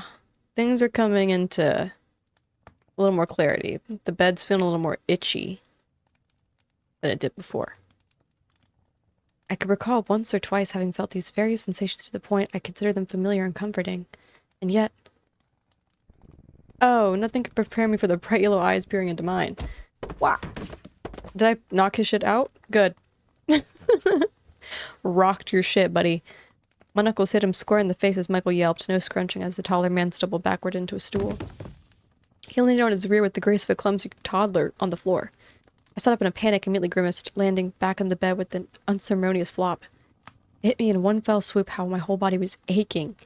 Every single one of my limbs felt like they'd gone through a wringer and came out the other side all crinkled and wrong. I groaned aloud, leaning my head back into the pillow. Michael shifted back onto his feet, rubbing his nose. Lovely. His voice awkward croak before he cleared his throat. I'm glad you're awake. How are you feeling? Terrible, dude. Genuinely terrible. He visibly flinched. I'm sorry to hear that. He stepped closer to the bed, leaning over warily in case my hand dramatically whips out again in self-defense. With my hand settled on my lap, he deemed it safe enough to sit beside me. What happened, Michael? You don't remember? I shook my head, wincing a bit as my head pounded. Not at all. Michael hesitated. You, tripped and hit your head. I had to carry you home. His words almost slurred together as I fidgeted. As he fidgeted, oops. My head? I slowly lifted my hands to feel for bumps or bruises, but he hastily snatched my wrist. Don't worry about that. Here, have this. It'll help. Michael gave me a familiar-looking drink as he quickly pressed the cup into my hands. Sitting up with some effort to take a sip, I couldn't help the small sense of deja vu. The amount of times I woke up in his bed, dazed and disoriented, is almost uncomfortable now. At least the drink was helping, just like he promised. My body felt lighter as I finished. Michael took the cup from me and set it aside before wringing his hands together with the nervousness I haven't even seen in a while. So, I'm sorry this happened. I didn't mean for you to get hurt. I sighed and waved aside his worry with an embarrassed grumble. Wouldn't be the first time I tripped if you could believe it. It's not your fault. He gave a soft chuckle, but it sounded guilty, because he did it to me. I suppose you're right. It's just... His face looked like it had a million thoughts running through his head. I promised. Didn't I? I was gonna look out for you. Said I was gonna keep you safe. Instead, I made you hurt. His voice cracked. I'm so sorry, lovely. The sudden change in demeanor was startling, to say the least. You couldn't have predicted it was gonna happen. And I'm fine, see? Oh, Firefly. I guess you're right. His expression carried a lingering doubt, but he quickly masked it with a small smile, his eyes dim. In that case, you'll be staying. The way he said it almost sounded like a decision that's already been made. Or a plea. What do you mean? His eyes darted aside. You agreed to let me find Whimsy, remember? Did I say that? Yeah. So, you'll be staying a while longer, right? He didn't even let me get a word in. In fact, a feeling of uncertainty washed over me, as if we'd had this conversation before. I don't think... Besides, what's the rush? It's already late and you're in no condition to travel anyway. I blinked before glancing out the window. Pitch black darkness greeted me as I realized he was right. Yet another uncanny feeling spread through my chest, shivers crawling down my spine. I don't know why, but something about this whole situation felt... wrong. I feel like I'm forgetting something else. Michael had a nervous look on his face. Maybe you hit your head harder than you thought. His words didn't sound confident. How long was I out? A couple hours, I think. You, really took a hit. It was that bad? My brows creased as I tried to recall today's events. I don't remember tripping. There was a river. And he's doing it again. Good lord. I remember you. And then... your memory must be fuzzy. For good reason. After all, it's been rough. My stomach rumbled suddenly, echoing in the quiet room. There was a heavy silence right after. Michael was polite enough to hide his chuckle under a palm as I flushed. He seemed relieved. Well, lucky for you, I've got dinner on the way. Should be ready soon. You're okay with soup, right? Soup? Soup sounds alright. My stomach growled once more, the pain of an empty gut making me wince a bit. My host noticed immediately. Oh, maybe we should get you some food sooner, then? Later? Do you feel okay enough to get up? I nodded with the grumble, swinging my legs over the side of the bed before noticing something was on my lap. Wait, what's this? I unbundled the pile of thick fabric, realizing it was an oversized sweater with a pair of baggy sweatpants. Are these yours, or... a mushroom pattern? That's oddly cute, and oddly... the reason I'm here. The material felt worn, but comfortable. A towel lay right next to them. Is this for me? Oh, I figured since you'd be staying another night, you'd want some fresh clothes. It might be a few sizes bigger. Or a lot. Sorry. Gone shy for some reason. On the other hand, I didn't have to take a whiff at myself to know that I probably reek. I nodded again, giving him a small but grateful smile. They're fine, Michael. Thank you. Another thing I had to owe him. I couldn't help feeling like I'm taking advantage of his kindness now. So, you know where the bathroom is. Take your time cleaning up. I'll be in the kitchen if you need anything. I'm really happy you're here. Those fucking eyes again, bruh. He stood there for a good few seconds, fidgeting with his hands as if he wanted to say more before finally heading to the kitchen. I watched his back retreat before hoisting myself up and heading to the bathroom. Now that I was alone, I had a moment to gather my thoughts.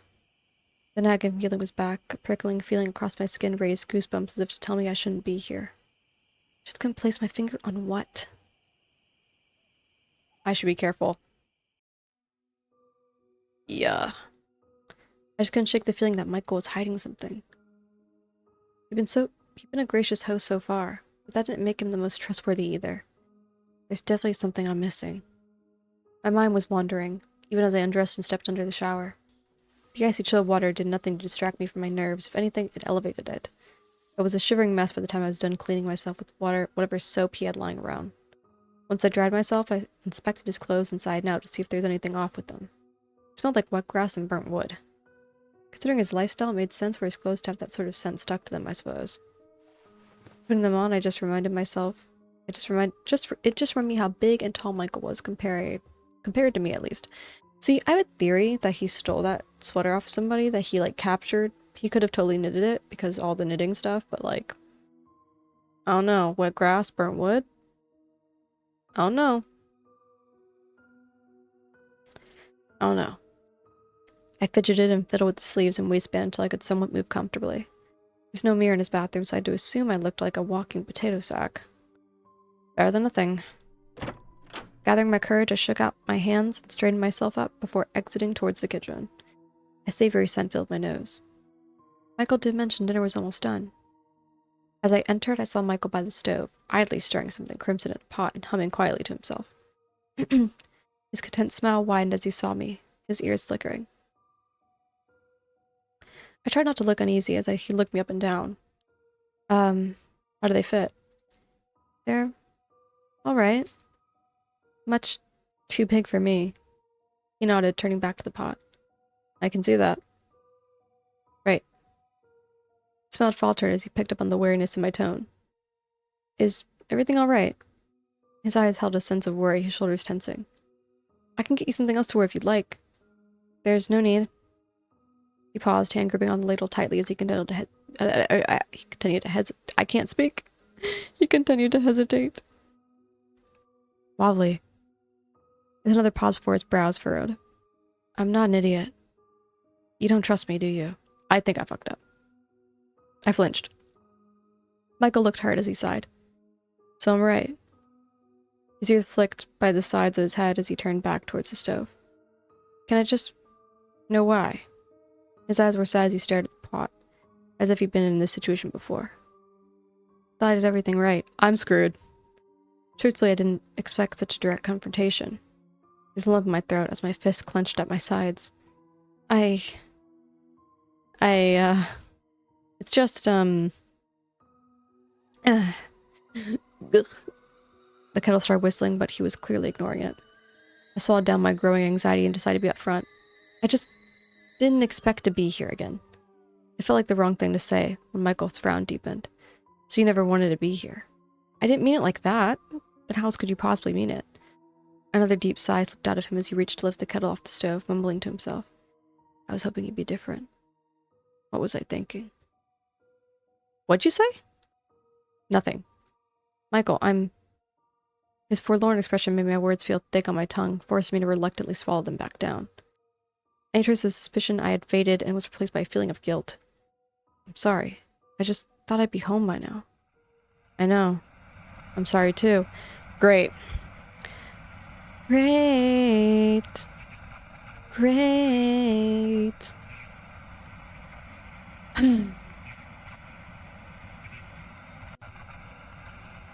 I'm about to die, aren't I? He lifted his gaze towards me, eyes full of regret.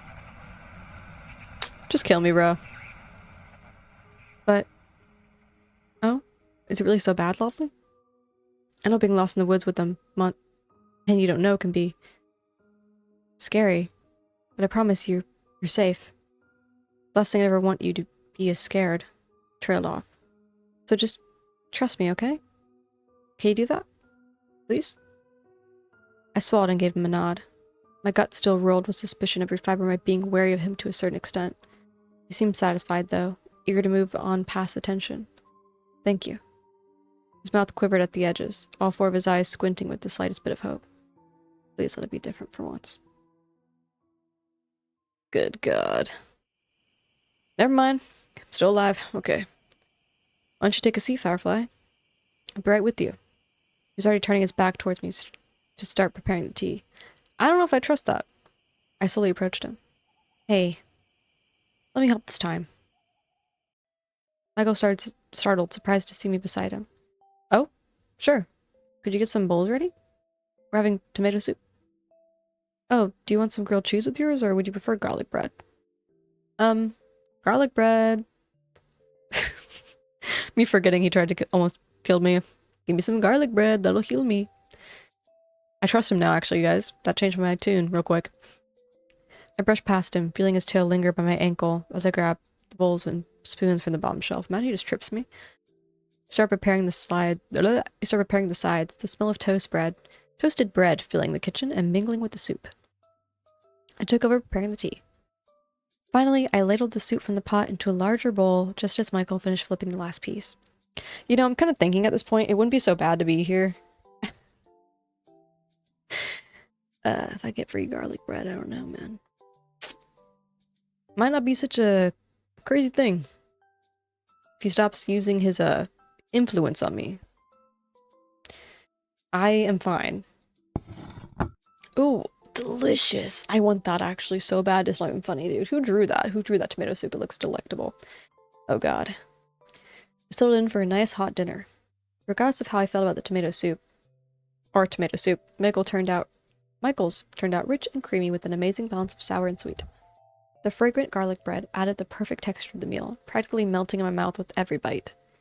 The simple combination of bread slices toasted with the buttery garlic spread dipped in fancy ketchup had no business being this good. There's still a feeling of stilted awkwardness, but the food helped ease us both into a warmer, lighthearted conversation.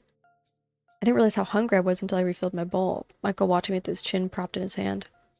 His own bowl sat empty. Apparently he'd already had his fill. Is tomato soup your favorite? The question was innocent, though his eyes were observing me carefully as I shrugged. I think I'd love anything you would cook. He stilled, taking a second to process what I said. Oh, well, thank you. No, thank you. Usually I get takeout or microwave dinners. I might need to stay here, actually. Nothing beats home-cooked food. What's a microwave? I snickered and tried to explain it the best I can. A metal box that heats up food. That sounds like, what's the word in those fantasy books? Magic? Am I using that wrong? Or that word right? I laughed lightly. Sometimes science is just like that. Talk about other kitchen appliances off the top of my head, slowly branching out to other human inventions. He seemed even more interested. I never understood how, technology worked. I pulled up my phone and let him fiddle with it, though with the battery dead, there's not much I could show. He was clearly disappointed. It's about as useful as a brick. For now. Otherwise, I'd have a whole network of information in my hands. His eyes lit up. Like a library, and you can access it anytime as long as the battery is alive? And as long as I have an internet connection. Right. Internet. I didn't know you could do that. I just see people staring at them all the time. It seems boring. Looked at my phone again, a look of wonder on his face. Having a whole library in your hands. Everyone must be really smart then. But not everyone uses it like a library, more like a messaging hub. Or a source of content consumption. Everyone is chronically online. His ears flicked as he stared at me with a blank smile. Consumption. You can eat it. Yeah, he has no clue what I'm talking about. I had to explain to him the very concept of Web 2.0. Cleared my throat, deciding that I simply won't. Maybe I can show you what I mean someday. His eyes brightened. Seemed to like that idea a lot. You mean that? I can have some? Yeah. I think it's about time you started getting a little more modern around here. No offense. Imagine what you can do with the generator. His smile widened just a tad, though there's still a cluelessness to his face that was just a little endearing. Generator. I laughed and reached across to pat his hand, a gesture that made his smile wobble. Like I said, I'll show you someday. A loud thwack sounded against the floorboards, followed by rhythmic thudding. Leaning over, I could see the tip of his tail was wagging back and forth, the tip of it slapping against the floor almost comically. Michael looked flustered as he laughed softly, pulling his hand back to rub his neck. Sorry. He looked like he had more to say, but exhaled heavily, gathering himself before tilting his chin towards my empty bowl. Are you done? I nodded as he stood and collected our dirty dishes, heading towards the sink to wash them. I followed close behind, carrying the mugs. We made quick work of the dishes, heading back to the living room to relax. Michael headed to his basket of knitting materials, his movements routine. I wasn't sure what to do with myself. Now that food was no longer a distraction, I felt uneasy again, glancing around the room and staring out the window. Michael was eyeing me as he grabbed the stool and dragged it to the center of the room. Is there something outside? His question sounded innocent, but I had a sense of wariness to it. I shook my head quickly. Nothing. I was just... Something catches my eye from under the bed, glinting like a knife. Tilting my head lower, I could see it was a container the size of a shoebox. What's that? Michael looked up. Under your bed. Panicked look came across his face. That thing? Just some emergency supplies. Yeah, nothing too special. I had an inkling he was being dishonest again, but I figured I'd leave it for another day. I see. Michael watched me for a moment or two before clearing his throat. Hey, Firefly. I've been meaning to ask. Do you remember what you said at the river? The river? Oh, where I tripped. I pursed my lip and thought. Not really. Everything feels fuzzy to me. He seemed disappointed. Oh, not even a little? I shook my head. Why? Did I say something stupid? Just some things. It made me happy. Oh god, I think I did say something stupid. Or I could ask about if he'd already gestured... can't speak. Or I could ask about it. He'd already gestured towards the bed. Well, you should get some sleep, Firefly. Want to wake up nice and early to find Whimsy, right? The idea of looking for my cat once more made me wilt. You really think we'll find her? Michael looked on edge, pocketing his hands. Doesn't hurt to try. I feel like he killed my cat. I don't... But it does hurt to hope. His face twitched. Well, His ears flattened as he thought of something to say, clearly struggling. Finally opened his mouth to respond, his words slow and careful. I'm here for you. Thank you, Michael. He nodded, a strange mixture of polite happiness and hidden anxiety playing across his face. He's probably not used to another person sticking around this long, let alone someone going through a loss he could care less about. Maybe I've been enough of a burden to him. Actually, can you just send me home? His brows raised, his posture straightening in surprise. Are you sure? But what about Whimsy? Don't you want to see if we can find her? I'm sure. A look of apprehension crossed his face. But it's so soon. Whimsy could be out there, and Michael, please. I can't think about her right now. I just want to go home. Fidgeted with the sleeve of his cardigan. But He looked like he had so much more to say. Whatever turmoil going on in his head was quickly swept behind a reassuring smile. Okay. Get some sleep, Firefly. You've been through a lot. He went to collect his blanket again, already arranging them into a nest like the night before. The words left my mouth before I could think twice. I can trust you, right? A flicker of surprise crossed Michael's face. Of course you can trust me. He didn't say anything else, as if it was the one line would be enough to convince me.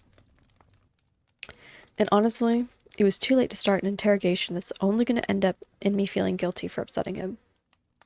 I got under the covers, facing the wall with my back towards him. I could hear him setting up his nest behind me, or finally quieting down with a satisfied hum. What if I call his setup a nest?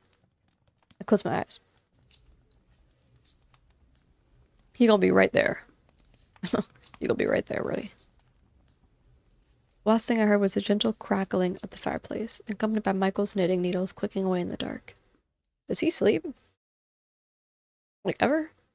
Before I knew it, I could hear birds chirping outside the window. First thing I noticed was the fire must have been out, considering I couldn't hear the familiar pop and snap that came with the room's ambiance. Second thing I realized was the hand gently shaking my shoulder awake. Wake up, sleepyhead.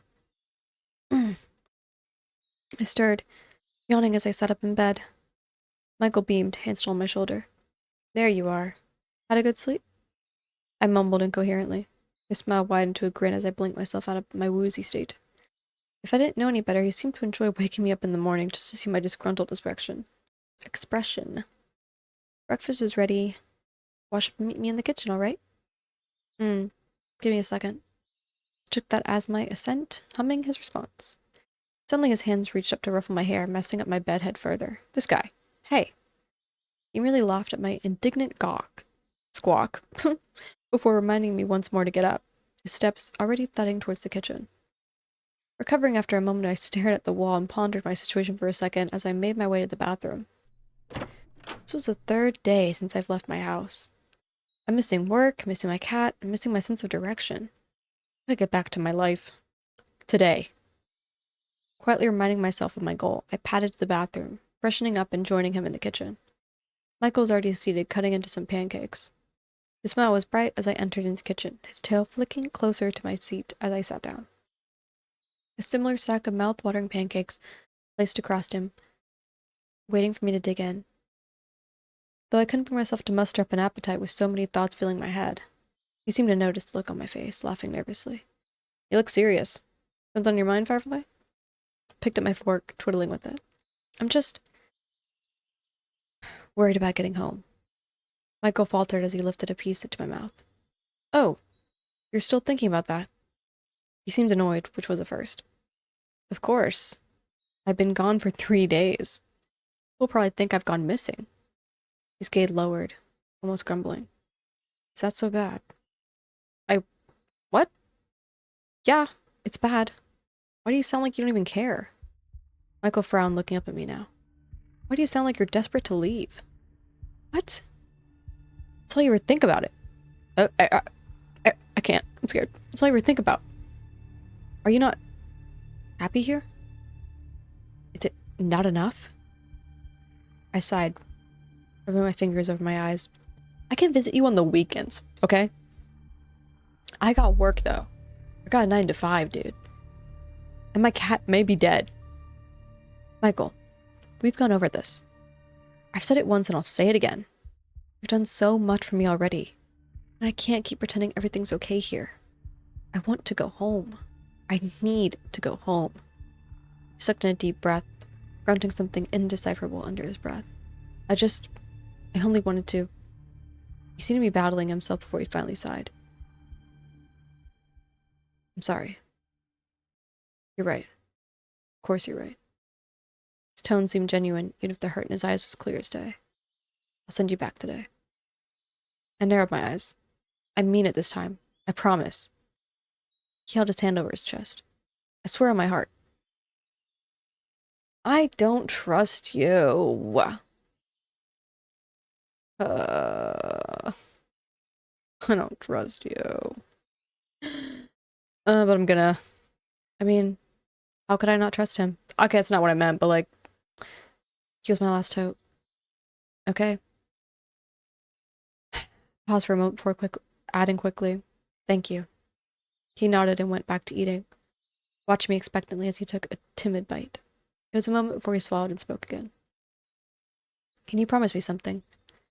His voice was quiet, and for lack of a better word, vulnerable. What is it? Promise me. His mouth hung open for a second or two before he laughed. Promise you weren't lying when you said you liked my cooking. I snorted. Are you kidding? Do I look like the kind of person to lie? I'm offended, Michael. He laughed again, light and airy. But if I dared to look closer, I could tell it was fake. He probably didn't want to make our last moments tense and awkward. The least I could do is meet him halfway. I would just tell him I'll visit again. Like, it's not that serious. Like, made a new friend in the forest. You know? Why not? I would do it. Before long, we found ourselves walking down another path from Michael's. The route was different today. Probably because he didn't have any detours in mind. We walked in silence for a while, the only thing accompanying us were the sounds of nature in our footsteps. I couldn't tell what Michael was thinking. I knew he wasn't the talkative type unless spoken to, but right now he seemed eerily quiet. His back was tense, eyes looking nowhere but forward. My voice was itching to say something, anything. But it felt like the both of us had some thoughts to digest, despite it being easier to just say it out loud. Still, the silence was getting unbearable. So, We both halted in our steps at the sound of rustling, Michael's ears perking in a direction. What was that? His hands were already raising to hold his crossbow, deftly cocking it with an experienced pull of the string until a solid click was heard. Stay quiet. Stay close. I swallowed, my heart picking up speed. He started stalking low towards the source of the noise, his boots barely making a sound compared to my clumsy footsteps. The rustling continued, sounding like a scuffle was occurring between the bushes. Closer. Closer. Till my ears picked up an unfamiliar high-pitched sound. It sounded like a tiny infant screaming. As morbid as that was, Michael actually relaxed as he recognized it. His steps hastened silently towards the source, crossbow lowering until we came across what exactly it was that caused the disturbance. A rabbit! Oh no! Its small, delicate foot snagged an old, rusted trap. Its little body trembling as it breathed fast and shallow, no doubt scared out of its mind. Michael regarded it empathetically before unloading his crossbow, disturbed by the caught rabbit, but in the same time relieved at the distance of the threat. Just a rabbit. Swinging his crossbow behind his back and out of sight, he looked at it for another moment before looking up towards me. Let's keep going then. We're not gonna save it? Or my mouth dropped in shock. And leave that poor thing behind? He raised a brow, confused in my bewilderment. Yes? But it's gonna die. His face twisted into confusion. That's generally what happens to prey animals, yes. He was so nonchalant about it, I had to keep my emotions in check. We can't do that. Look at it. His expression was understanding, if a little annoyed. I am. Someone lifts a trap. A rabbit gets caught in it. That's how it works. This is a metaphor for what just happened to me. Like, hello? What do you want me to do? Set it free? Like you're supposedly setting me free? Obviously. He's frowning now. I can't. If someone is nearby, they'd be suspicious how their catch got free. Does that matter? Animals escape traps all the time. The poor thing is suffering. Lovely, I know you're smarter than this. If it doesn't die today, it'll die tomorrow. To a trap, to a fox, to a hunter. Probably won't even survive long with its injured foot if we set it free. You're prolonging the inevitable. Can't you put it out of its misery, then? He hesitated. Do you really want me to do that? No. But even then, we don't even know if anyone's coming back for it. The thing looks so old. He sighed impatiently, looking stubborn in his decision. That's the point of a trap. It's to keep things right where they are until you come back. The way he said it just rubbed me the wrong way. I think he's being sadistic. I mean, it is realistic in the sense that, like, obviously the trap is there. But, like, we should still show empathy for the rabbit. My fear is arguing about this. I just want to go home. I'm like, should I even push it? Whatever, you know? In a way, his logic made sense, but still. I could hardly believe how needlessly callous he was being. For someone so sweet with his hens, he was so indifferent about the poor rabbit shaking at our feet. I looked down at it once more, my heart breaking as it started to squeak. See, I would have just logged this for later, because I'm in the forest with a Fey spirit who's like 6'3" with a crossbow. I'm not arguing with you right now. Michael. I'm so scared to do anything, dude. It's not even funny. Please? My heart was torn as the rabbit helplessly kicked its feet, its cries weakening.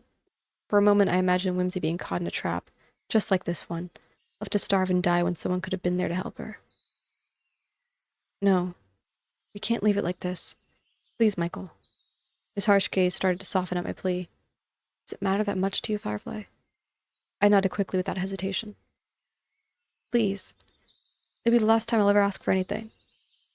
He paused for another moment before shaking his head with a defeated sigh. Somehow I doubt it's the last time. There's a smile in his voice, though. But all right. I'll do it for you. Stand back. I have to pry it open. Thank God. My gratitude was clear on my face as he pulled out a deadly-looking hunting knife from his pocket, kneeling down next to the rabbit. The terrified creature started to writhe all over again at the sign of a looming threat, Michael grunting as he held it down firmly with one hand. It started to fall, still under his hold, relaxing completely with its foot hanging limp. Huh. He sure had a way with animals. I backed away to give him space, not wanting to distract him. As he was working to free the rabbit, I looked around to take my surroundings. The trees felt somewhat familiar, a flash of memory playing in my mind. Casting one last glance towards Michael's back, I wandered a bit further away, making sure to stay within earshot. It took a few steps before I came across a familiar sight. Oh! It was a circle of mushrooms from the other day. I recalled that whimsy was definitely here. I hesitated at the edge of it, a sourceless sense of fear suddenly coursing through me as I stared at it. That's his trap. Had I grown bigger? The longer I stood there, the more the fear dissipated, my limbs tingling pleasantly and urging me forward, before I realized my foot was already lifting to approach it. Closer. Closer. Staring at it, a fuzzy haze crept over my mind. My face was warm. I found myself smiling at the oddly comforting familiarity. Like recalling a fond memory. Like greeting an old friend. I knelt down to inspect the growth, reaching out to brush my hand on one of the mushroom caps. Oh! When someone yanked my wrist back. What? Don't. Huh? Don't touch those. I looked to see Michael looming over me, gaze sharp and irises shaped like thin slivers. You have a terrible habit of wandering off, don't you? I gulped. How is the rabbit? Is it safe? His eyes narrowed as I flailed to change the subject. Failed? He's free, like you asked. Don't touch those. Michael squeezed my wrist before letting go. I rubbed my wrist. It didn't hurt, but his grip had intent. Why? What's wrong with them? It's your trap, isn't it? Nothing. Just don't touch them. That looked pretty, that's all. Did you, though? Great. Shook my head, feeling disoriented as my mind flickered between thoughts rapidly like a broken radio station. Michael snapped his fingers for my attention.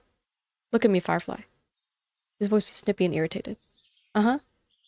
I blinked rapidly to ground myself, scratching my head as I tried to gather my thoughts. Talk to me. Say anything.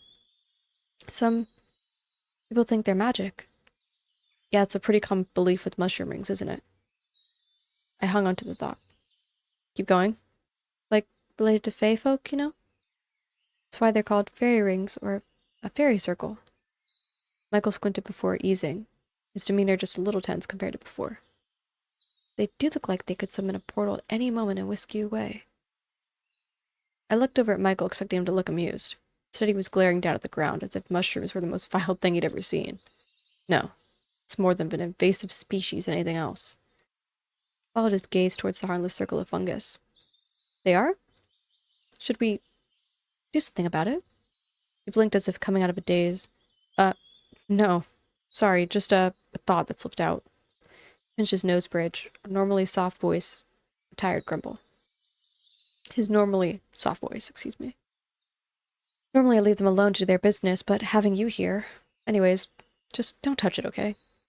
He's being far too uptight about something as trivial as a circle of mushrooms. Feels like there's more to it than that. His sigh was exasperated. They just grew in my part of the forest is all. They make me uncomfortable. It definitely felt like Michael wanted to use a stronger word than uncomfortable. A barely concealed growl between his teeth. Why? I thought you liked mushrooms. Michael's ears flattened. Not these ones. They're not even real mushrooms. They're... not? No. He seemed to hesitate before blurting. They just happen to mimic mushrooms. Oh. Never heard of something like that. Though there's some pretty wild foliage out there that could copy the look of nearby plants. Does it have a name? His brow scrunched in confusion. What? Them? Yeah. You know, as in the species? Oh. I'm not entirely sure. I can I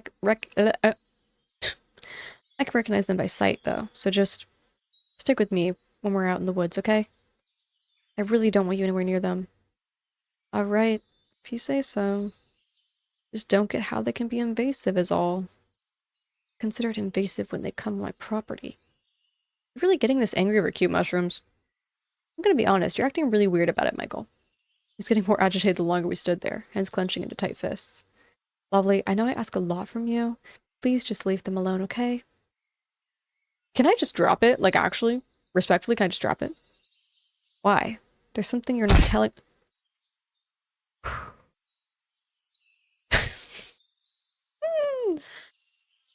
uh, Look, can we just. I flinched, backing away from him as his voice rang through the trees. A silence passed between us before he took a deep breath. I'm sorry. I'm sorry. Please, can we step away from here? He held his hand. His fingers were trembling. I'm scared of any choice I make. Not gonna front. Let's just take it. I closed my hand around his, noting the way his toe flicked so hard it thumped against his leg. His fingers were calloused against my own, twitching at the unfamiliar sensation. I stepped up beside him, looking at him expectantly. Oh? I didn't think you'd take it. Now it's my turn to get flustered. You offered. I know I did. I scared you, so I figured we waited for the other to say something. Our faces growing heated as the seconds passed. He finally laughed, exclaiming something strange and garbled before squeezing my hand. Lovely. You're really something special. He's easy, bro. He's so easy, it's crazy. Hope you realize that. He gave my hand another tight squeeze, snapped me out of my daydream. Let's get you home, Firefly. Michael took the lead, his footing sure and confident. I must have noticed my unsteady gait beside him, as he suddenly veered towards a clearer path I could easily follow. I didn't verbalize it, but I was definitely grateful for that. As much as the force was growing on me, getting my feet caught in roots and twigs every few steps gets tiring after a while. My steps fell into rhythm next to it. Yeah. My steps fell into rhythm next to each other. I peeked at Michael every once in a while, trying to gauge his mood after what happened. Even after spending so much time with him, he was so difficult to read. How could someone both wear their heart on their sleeve, yet keep it stitched tight, never letting anyone come too close? I knew he had secrets he wanted to keep close to his chest, but I wished he'd just open up to me a little. The silence that hung in the air was making my skin prickle. Well, what's your favorite animal? I was so caught up in my thoughts I didn't even realize I blurted the first thing that came to mind. Michael regarded me curiously, ears flicking. Favorite animal? Pursed his lips in thought before his ears perked. Jellyfish. I did a double take. It was one thing for him to have an answer so readily, but the choice was something else.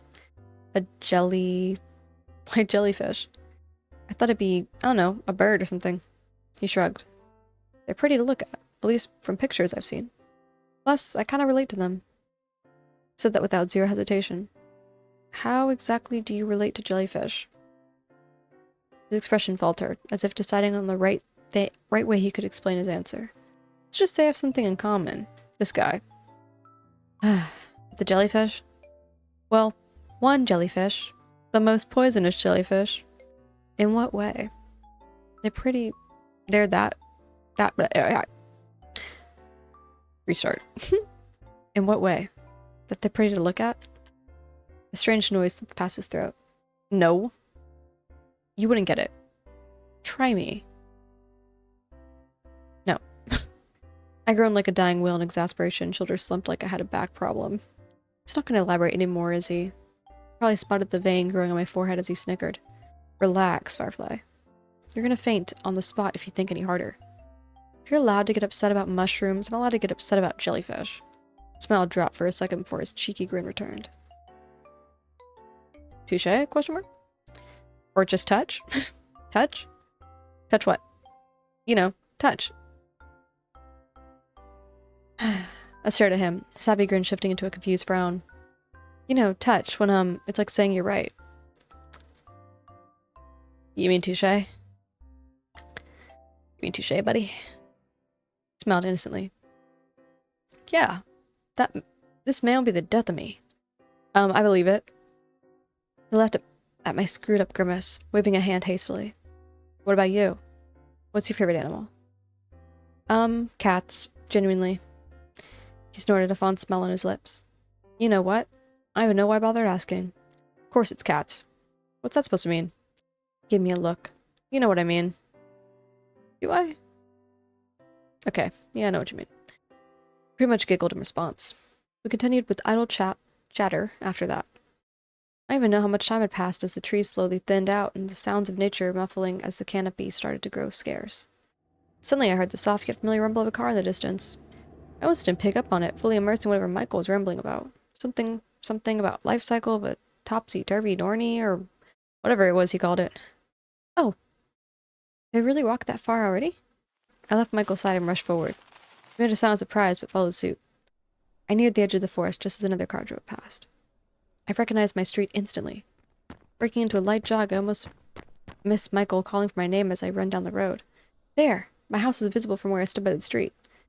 I was breathing heavily by the time Michael approached my side, the man barely making a sound as I took in the sight. Oh, I missed this. I turned to thank Michael, only to startle when a bundled stranger took his place. Ah! Sorry. People about. I couldn't see anyone around, but I guess he was right to be safe. I guess this was his version of a disguise?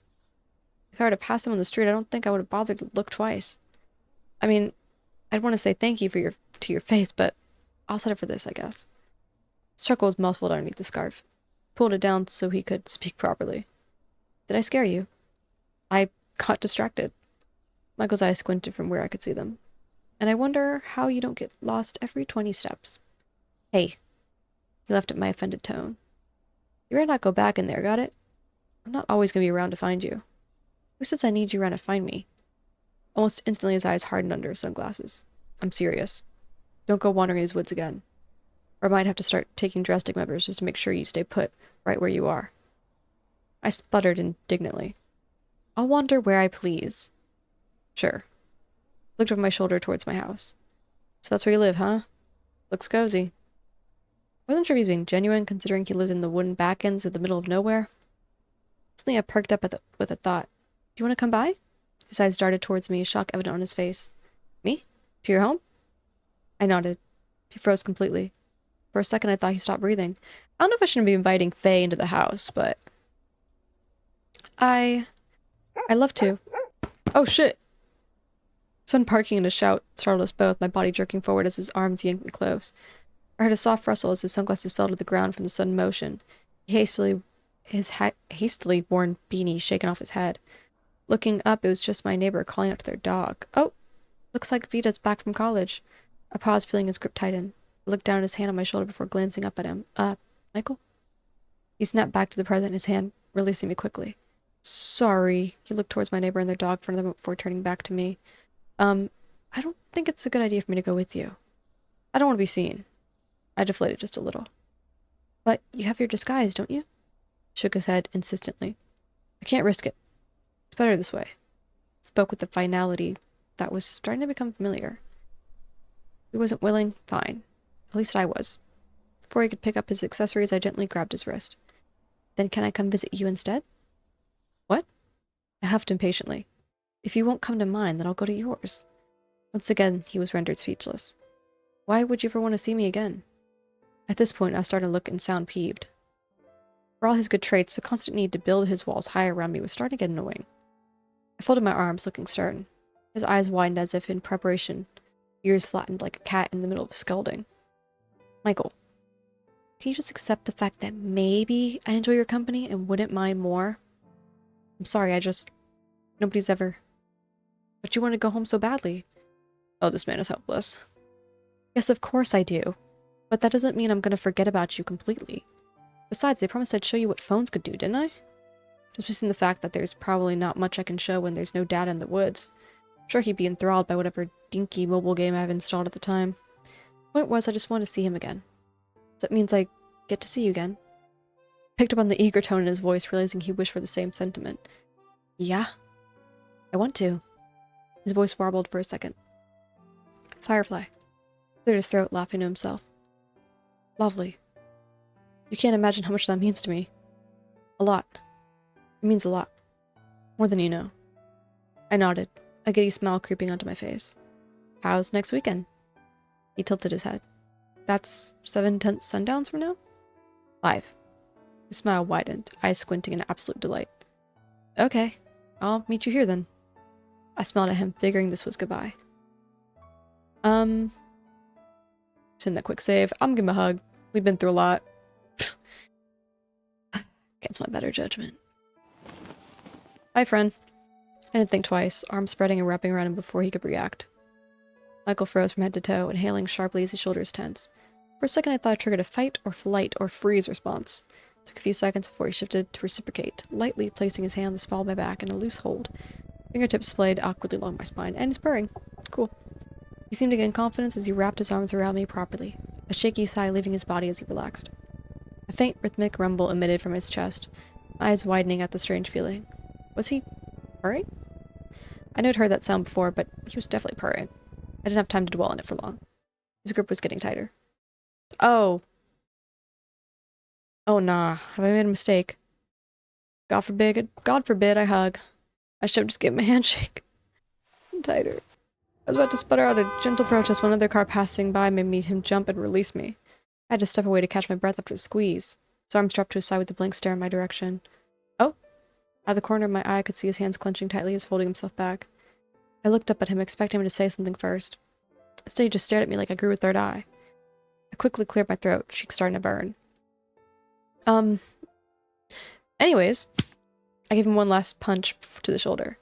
Felt like punching a sack of grains. I'll see you next weekend. Ah. Ignoring the heat on my face, I looked both ways before jogging across the street. My neighbor in the yard looked up as I approached, their eyes lighting up in recognition. Lovely?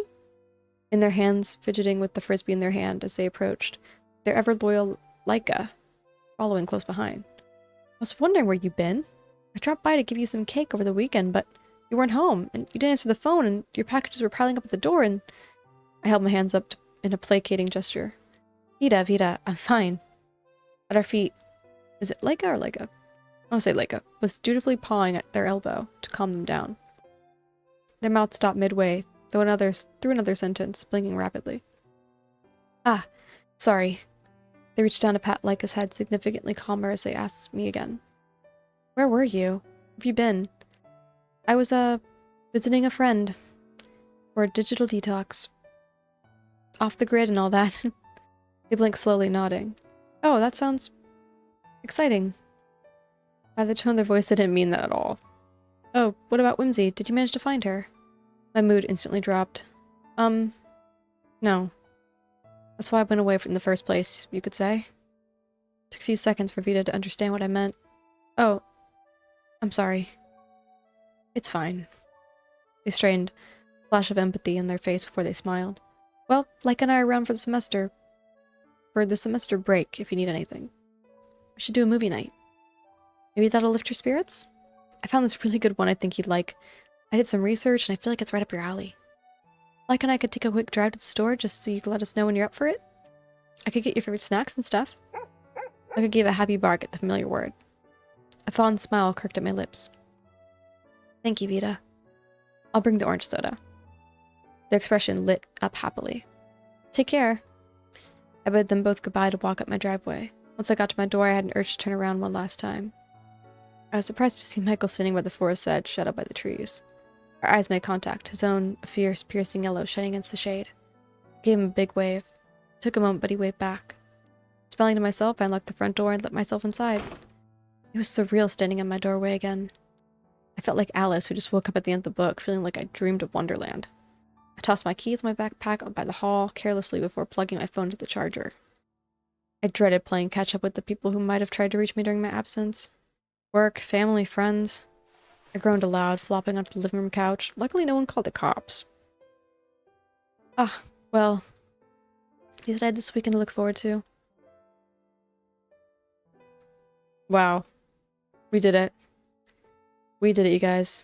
More updates coming in the future. Yes, ma'am. Or yes, sir. Thank you for playing. Guys, we did it. That was Mushroom Oasis. The demo. Loki didn't realize this was just the demo. More to come. That's exciting. I was clearly not paying attention when I downloaded this game.